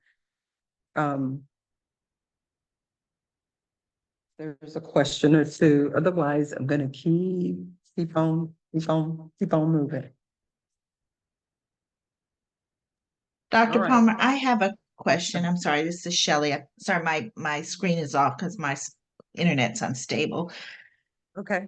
And this may be a question that you'll talk about as we go on. It just, when you're talking about doing the evaluation, and sometimes when you're writing grants, right, you have this idea of what you think you're going to do, right? And you put in your potential outcomes in the application. And then when the grant ends and you have to go back and evaluate whether or not you met those outcomes, how does it work when you don't? Because I know you talked about it. So one of the, Go ahead, I'm sorry. no, you go ahead and finish. Talking about, it not being punitive, but it feels like if I've said I was going to do something to the grantor and then I don't, it could be punitive because I could have to return some of the money. Correct. So let's not wait to the end, right, to tell the funder that it's looking like we might not be able to achieve our outcomes. That's number one. As soon as you realize that you are facing some challenges, living up to that promise that you made, you want to make your funder aware of that as soon as possible. So we're not going to wait to the end to say, oh, we weren't able to achieve that. And I would encourage you, when you are signing the dotted line for that grant, I would encourage you to ask the funder that very question, because every funder is different. And so there is no one answer, Shelley, to your question. But those would be two things I would do to not find yourself in a situation where you've made a promise and didn't keep it. But I will tell you, it is not out of the ordinary for us to begin at a particular place with the promise that we made in terms of what we said we were going to do, whether a grant is involved or not. Even if it's just internal to staff, internal to us, that we said these were going to be our goals and we're not able to reach those goals. So we're not going to wait to the end. We're going to monitor and track that as we go along. Does that help? And we are going to make sure we keep our funder informed. So that is, we don't wait to the end. And even if the funder does not have a monitoring and tracking element to the funds, we should have that internally as a best practice. We should have that internally as a best practice. I'm going to keep going here. If you have a question, put it in the chat, and the team will bring it to. So if you could do that, that would be great. I want you to pull out page 47 because I want you to fill that page in, if you can. I know you have a workbook and it's actually in work, or maybe you can. If you can't kind of pull it out separate from your handouts, just take out a piece of paper and just kind of mimic the worksheet. You know what I mean? If you can. And then that way you can kind of follow along, because we're going to use the tools in the workbook to fill out this form. Does that make sense? I want you to think about one program that you have. You're going to use the one program as an example to fill out a worksheet. Everybody with me? All righty. Do we have a question in the chat, folks? I'll try to respond. No, we're good? All right. One just popped up. I would like to know some tools to measure things that participants in our program have shared that they gained, like increasing confidence or communication, things like that. I would like to. I think we're gonna get to that when we look at the different methods. Okay. But Melvin, if we don't answer that question, just let me know. But I think when we get to the different methods, that might be where that comes up. We're on page 47 and 48. So page 47 is what we're filling in. Page 47 is what we're filling in. And we are using pages 48 through, so you're gonna be flipping your pages around. Or flipping through your pages for ways to answer these items. So we're gonna be working with page 48 through page 54, I believe it is. No, 53. 48 through 53. So we're gonna use the material is what we're gonna do. All right, so if you look at page 47, we have this set up where you could use 3 different programs as an example. We're just gonna focus on one program. So kind of get that program in your mind, whichever one it is that you want to use. And here we go. So in the first column, the question is, why are we conducting this evaluation? Why are we conducting this evaluation? Look at page 48 under the why column. And so you're going to answer this question for the program that you're using as the example. Are you conducting this evaluation to help others understand the program and its results? Are you conducting the evaluation to improve the program? Are you conducting the evaluation to measure whether the program has made a difference? Are you conducting the evaluation to determine if the program is worth the cost? Or are you conducting the evaluation to answer questions that have been posed by funders and members in your community? And so when you look at this, you're reading my mind on Shali. You're reading my mind. Yes, you might have multiple of these responses as to why you're doing the program. But what you want to keep in mind is that if you select all 5 of these as your primary reason for doing the evaluation, that means we've got to incorporate methodology to get there. So when you're determining why you're conducting the evaluation, just keep in mind, we have to put in place ways in which we can get the information that we need for those kinds of results. And so it can be eclectic. It can certainly be eclectic, no doubt. So that's page 48 for the first column. We're filling in the first column on page 47. Go to page 49. We're still filling in that column. So why are we conducting this evaluation? We've listed some examples there. So then it's important for us to think about, what type of evaluation is this going to be? So there's a little bit of a parallel there, as it relates to that. So you want to think about that. And then also page 50 gives a little bit more in terms of the questions that we are going to be trying to answer in this evaluation. So let's look at page 49. Are we going to do a goals-based evaluation? Are we doing a process-focused evaluation? Or are we doing an outcomes-focused evaluation? So we're trying to determine what type of evaluation are we going to do for this particular program. So we're under why are we conducting the evaluation? And I'm moving over a column.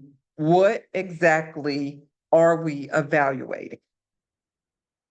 So when you think about a goals-based evaluation, we're looking at the extent to which programs are meeting the goals and objectives of that program. So the goals and objectives are laid out for us, and we are paying attention to whether or not we are going to meet those, we're going to achieve that in terms of the program implementation. Process evaluation focuses on how the program works, like the methodology, the theory, the frameworks that we're using. We're looking at how it produces the results that we're seeing.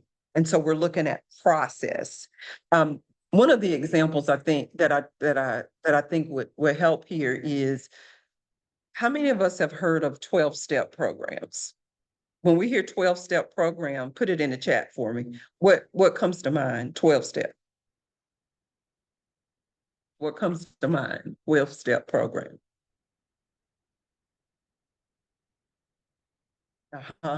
Recovery, yes.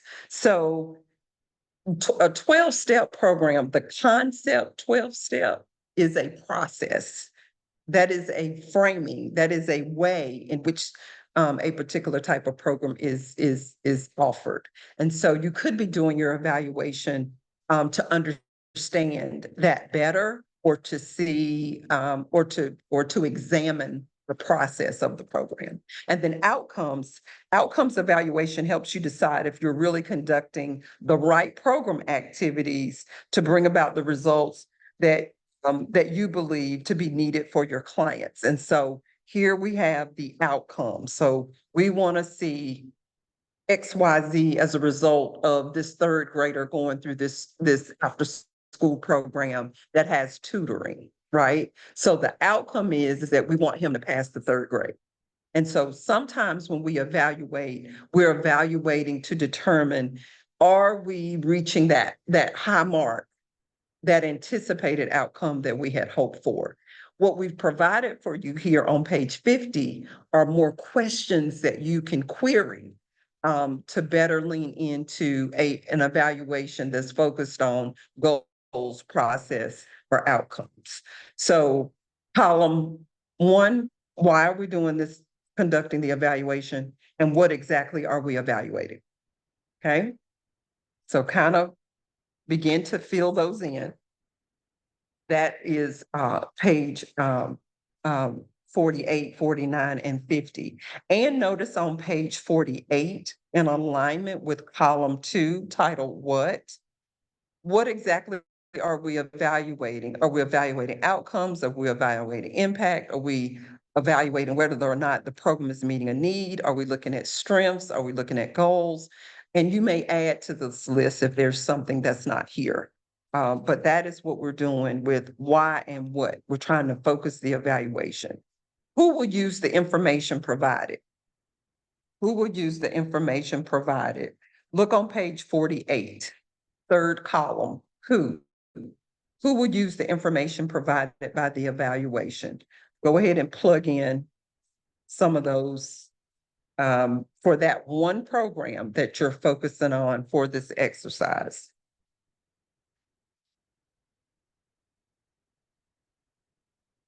So we got the why, we got the what, and we got who. Who will use the information provided? Will it be program participants? Will it be board members? Will it be grantors or funders or our partners? Or who will use this information that comes out of this evaluation? Are you all still with me? Yes, yes, yes, yes. It's all about evaluation today, this afternoon, rather, all about programs today. All right. Timeline. Will the evaluation be complete? So when do you need to have this evaluation completed? If you have a program that is funded for 2 or 3 years, you may have evaluations that you have to report out on each year. But remember, monitoring and tracking should be happening throughout the year, throughout the life of the program. It shouldn't just happen at the end of the year. We should be monitoring and tracking as we go along, especially when we know what our end goals, what we want those goals or outcomes to be. So that's that part of that. Here we go. How? This is one of my favorite. I have a lot of favorites, but this is one of my favorite pieces of information that goes along with this. How will we conduct the evaluation? So, and more or less, not just how will we conduct it, how will we collect the data and the information that we need to tell the story about goal achievement, process, benefits, and outcome achievement. So what methods will we use? And the methods that we use have a lot to do with the people that we're going to be querying to get information from. So Melvin, this is where I'm thinking your question might be answered. So what method are we using to answer these questions related to goal achievement, outcome achievement, and process benefits, or not? Are we going to use questionnaires, surveys, or checklists? Are we going to use interviews? Are we going to review existing documents that we have? Is it going to be based on observation? Is it going to be focus groups? Case studies? What is going to be our method? Now, what we commonly see is questionnaires, surveys, and interviews. That's what we see a lot of, and focus groups. We see those quite a bit. And so if you look at your worksheet on page 47, why are we doing this? What exactly are we evaluating? Who is going to use the information once we have this available? What is our timeline in terms of reporting out? And how will we conduct the evaluation, or what methods will we use to get this to query or get the information from our stakeholders? And then when you get to page 53, think about it. Here's what a lot of us dread. We got all this data. We got the surveys. We got the focus groups. We got all this data sitting in front of us, or in some spreadsheet or what have you. How do we interpret that data? How do we interpret that data? How do we interpret it? I do want to, there's one thing I want to go back to. Hold on. It's the page that has the difference in the page 51. It's the page that has the difference in the qualitative data and the quantitative data. So when you're selecting your data collection methods, keep in mind which of these methods more align with qualitative versus quantitative data. And so on page 51, we have that there for you. With qualitative data, interviews, observations, focus groups, case studies. That's what that data looks like. It's in a narrative form. A lot of times it's open-ended and so on. And with quantitative, questionnaires, surveys, checklists, and then if there's secondary information that we can review, like documents or information that we've collected, sometimes that data gives us, is more quantitative. So back to page 47, the worksheet, last column that's on that page. How will we collect the data? How will we conduct the evaluation? So how will we collect the data? What will we use? And it has a lot to do with the kind of information you want to be able to share. And so, so keep that in mind. Go to page 53. So how will we interpret what we have? This is real neat because it gives you, if you did an evaluation, so look at your worksheet. If you did an evaluation that was goals-based versus process versus outcomes, then you have quite a bit of interpretation to do if you did all three. Does that make sense? You have quite a bit to do if you did all three. But typically it's more of an eclectic approach. You do a little bit of all three in some instances. So if we did a goal-based evaluation, we can compare our results to what we expected, what we promised, the way in which management or staff, program staff were involved. We can also look to see if there any kind of standards or any ways in which we offer this program. We can look to see if there's some common standards for the services. And then we can also go back and look at the original program goals. Again, this is comparing these results. Like once you get all of this information back, we're trying to interpret what we have. Process, we could look at a description of the of how the program was delivered. We can listen from people who participated. We can listen for how they interpret their experience to help us to identify whether or not our process is doing what we hoped it would. And I know that was a mouthful. I know it was. But that's in essence what we do with the process evaluation. It's, you ask me about my experience and you compare what I say to what it is that you actually did to see if that is actually what you wanted me to experience. And then outcomes is one that most of us are familiar with. You know, we determine what our anticipated outcomes are and we look to see if we accomplish those. Now, the thing about outcomes that you want to add to your notes is that oftentimes we focus on the anticipated outcomes, meaning what we promised, but we should also consider unanticipated outcomes. Because we want to get credit for all of the outcomes. So there's some things that happen that we didn't anticipate when we implement a program. And so that's important to keep in mind. So back to page 47. You should have filled in for one program what, I'm sorry, why, what, who, when, and how.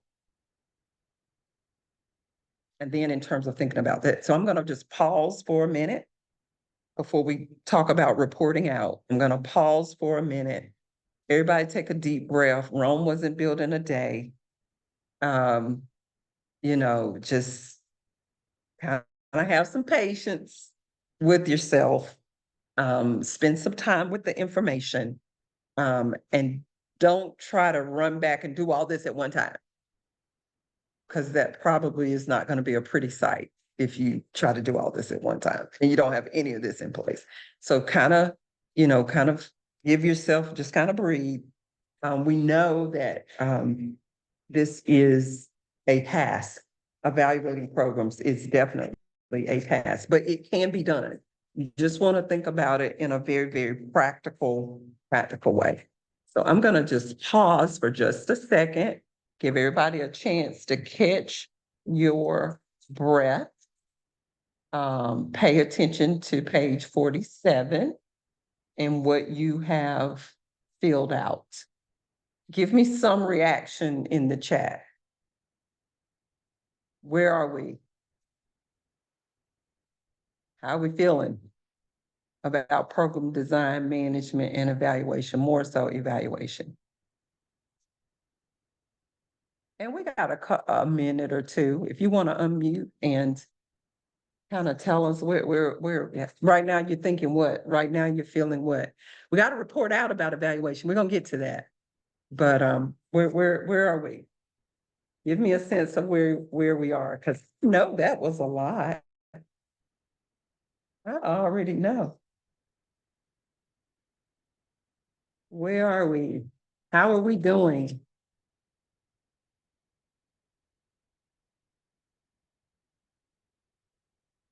How are we doing? Thank you. Okay. All right. I encourage you to spend some time with, the program evaluation info.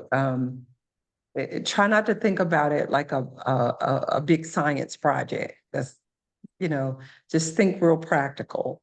Just think real practical.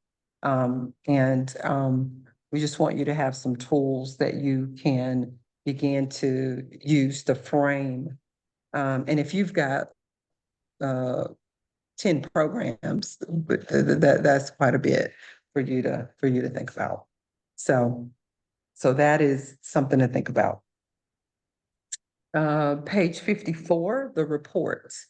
This is one example, and thank you. Someone just put in the chat that their Arts Council has a midterm and a final kind of template that they can use. Well, Melvin, we want you to be realistic. We want you to be realistic. Again, think practical. Think practical. Another way to think about evaluating programs is, what is it that your stakeholders need to know? Like, what is the main thing that they need to know? So work backwards, go to the end. What is it that they need to know? And then what out of this toolkit can you use to help you to get the information that you need to tell them what they need to know or what they want to know? So that's important to do that.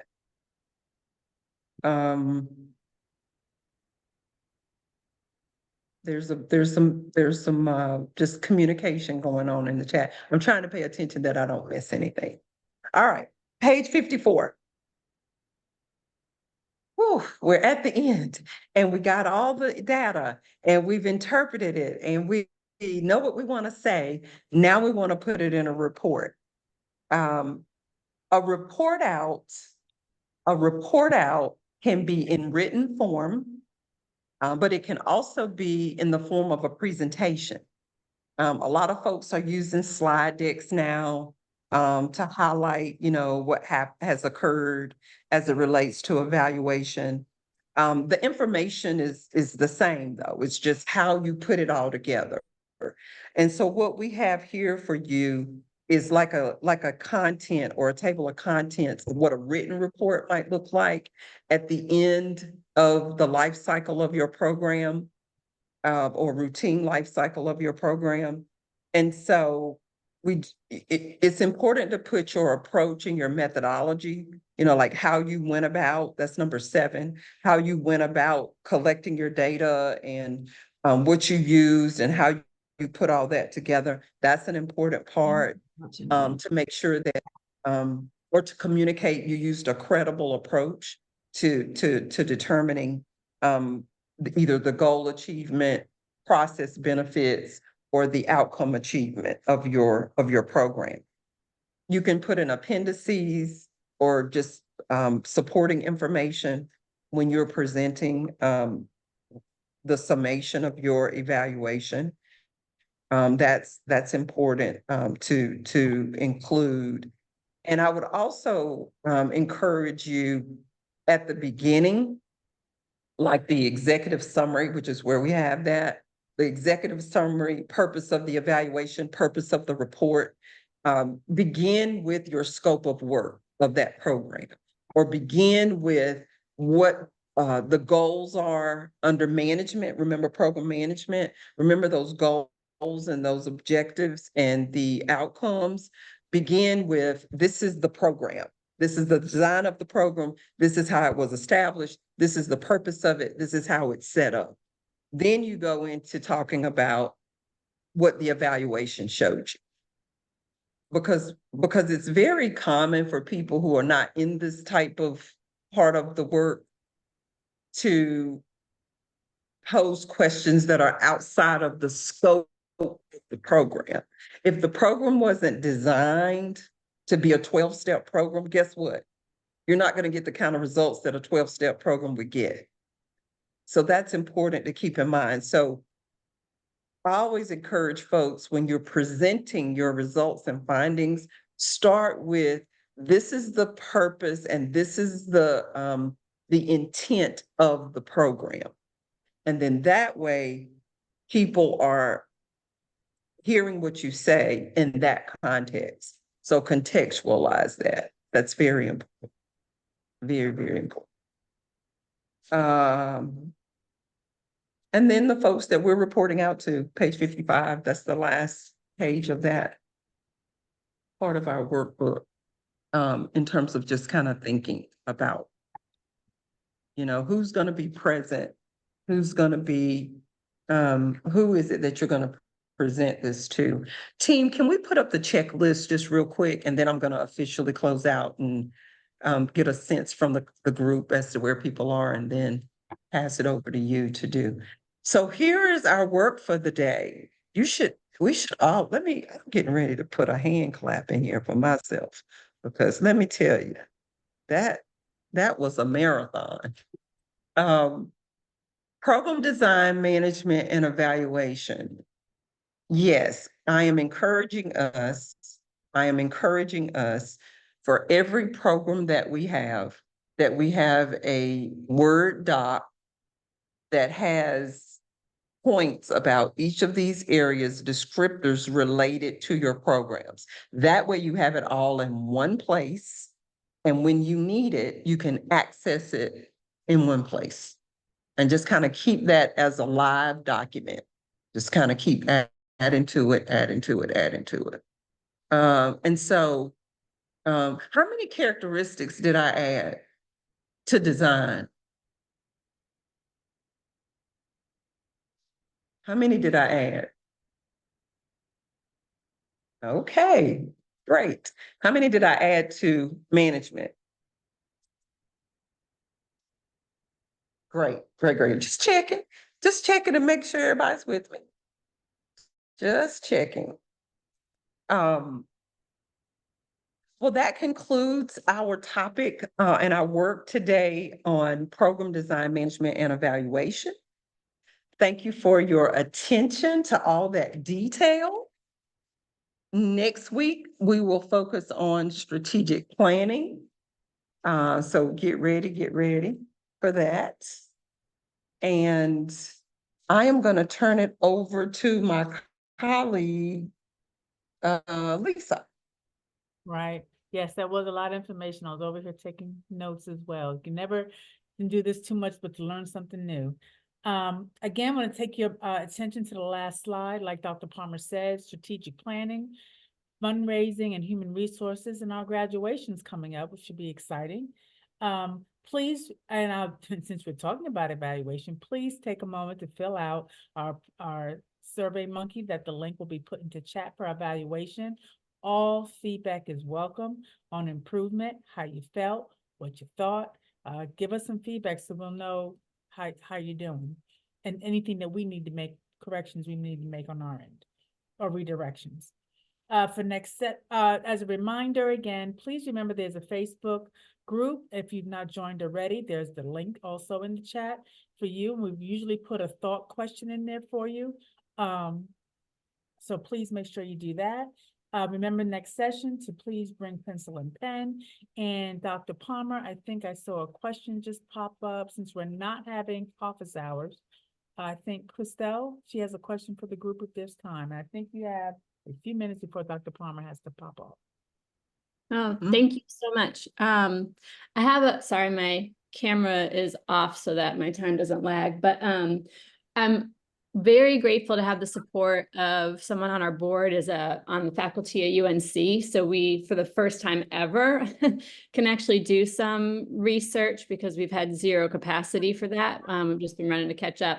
But we're in discernment right now about what questions we're asking. Our essential question is clear, but do we focus the questions we're asking really narrowly to find out that information, or cast a wide net of potential impacts so that we can start to glean what those unexpected outcomes are? So I just wonder what other people have done or what you recommend when we're trying to gather. We have an opportunity to do some pre-assessment with 3 schools. We're getting ready to implement a program. And so for the first time, we can ask them questions before we even get started. So we're just in that, question design process. So I wonder what your thoughts are. I think you could use the goals, the process, and the outcome information we provided, and you can tweak those questions to be more pre-assessment oriented with the audience that because I don't know if you're talking about teachers or you're talking about students or you're talking about, that has a lot to do with how you craft those questions, but you could start with those. And if your evaluation is going to be, well, if you're trying to determine how to frame it, you could just ask those types of questions, but just tweak them and just see where it lands without me having some specifics about your project. It's kind of hard for me to give you, like some customized feedback on that, but you could minimally start with those questions and tweak them.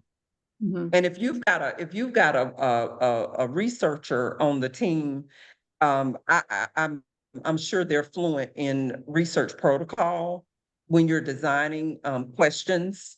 And I would imagine with more context, that person could customize that for you. Thank you. Uh-huh. Great, thank you. Well, thank you, Dr. Palmer. Thank you, everyone. We have 3 more minutes, Dr. Palmer, if anyone just has a. Yeah, I've got 3 minutes. I can stay for the 3 minutes. quick And I question. just, Run across to the group or to Dr. Palmer before we go?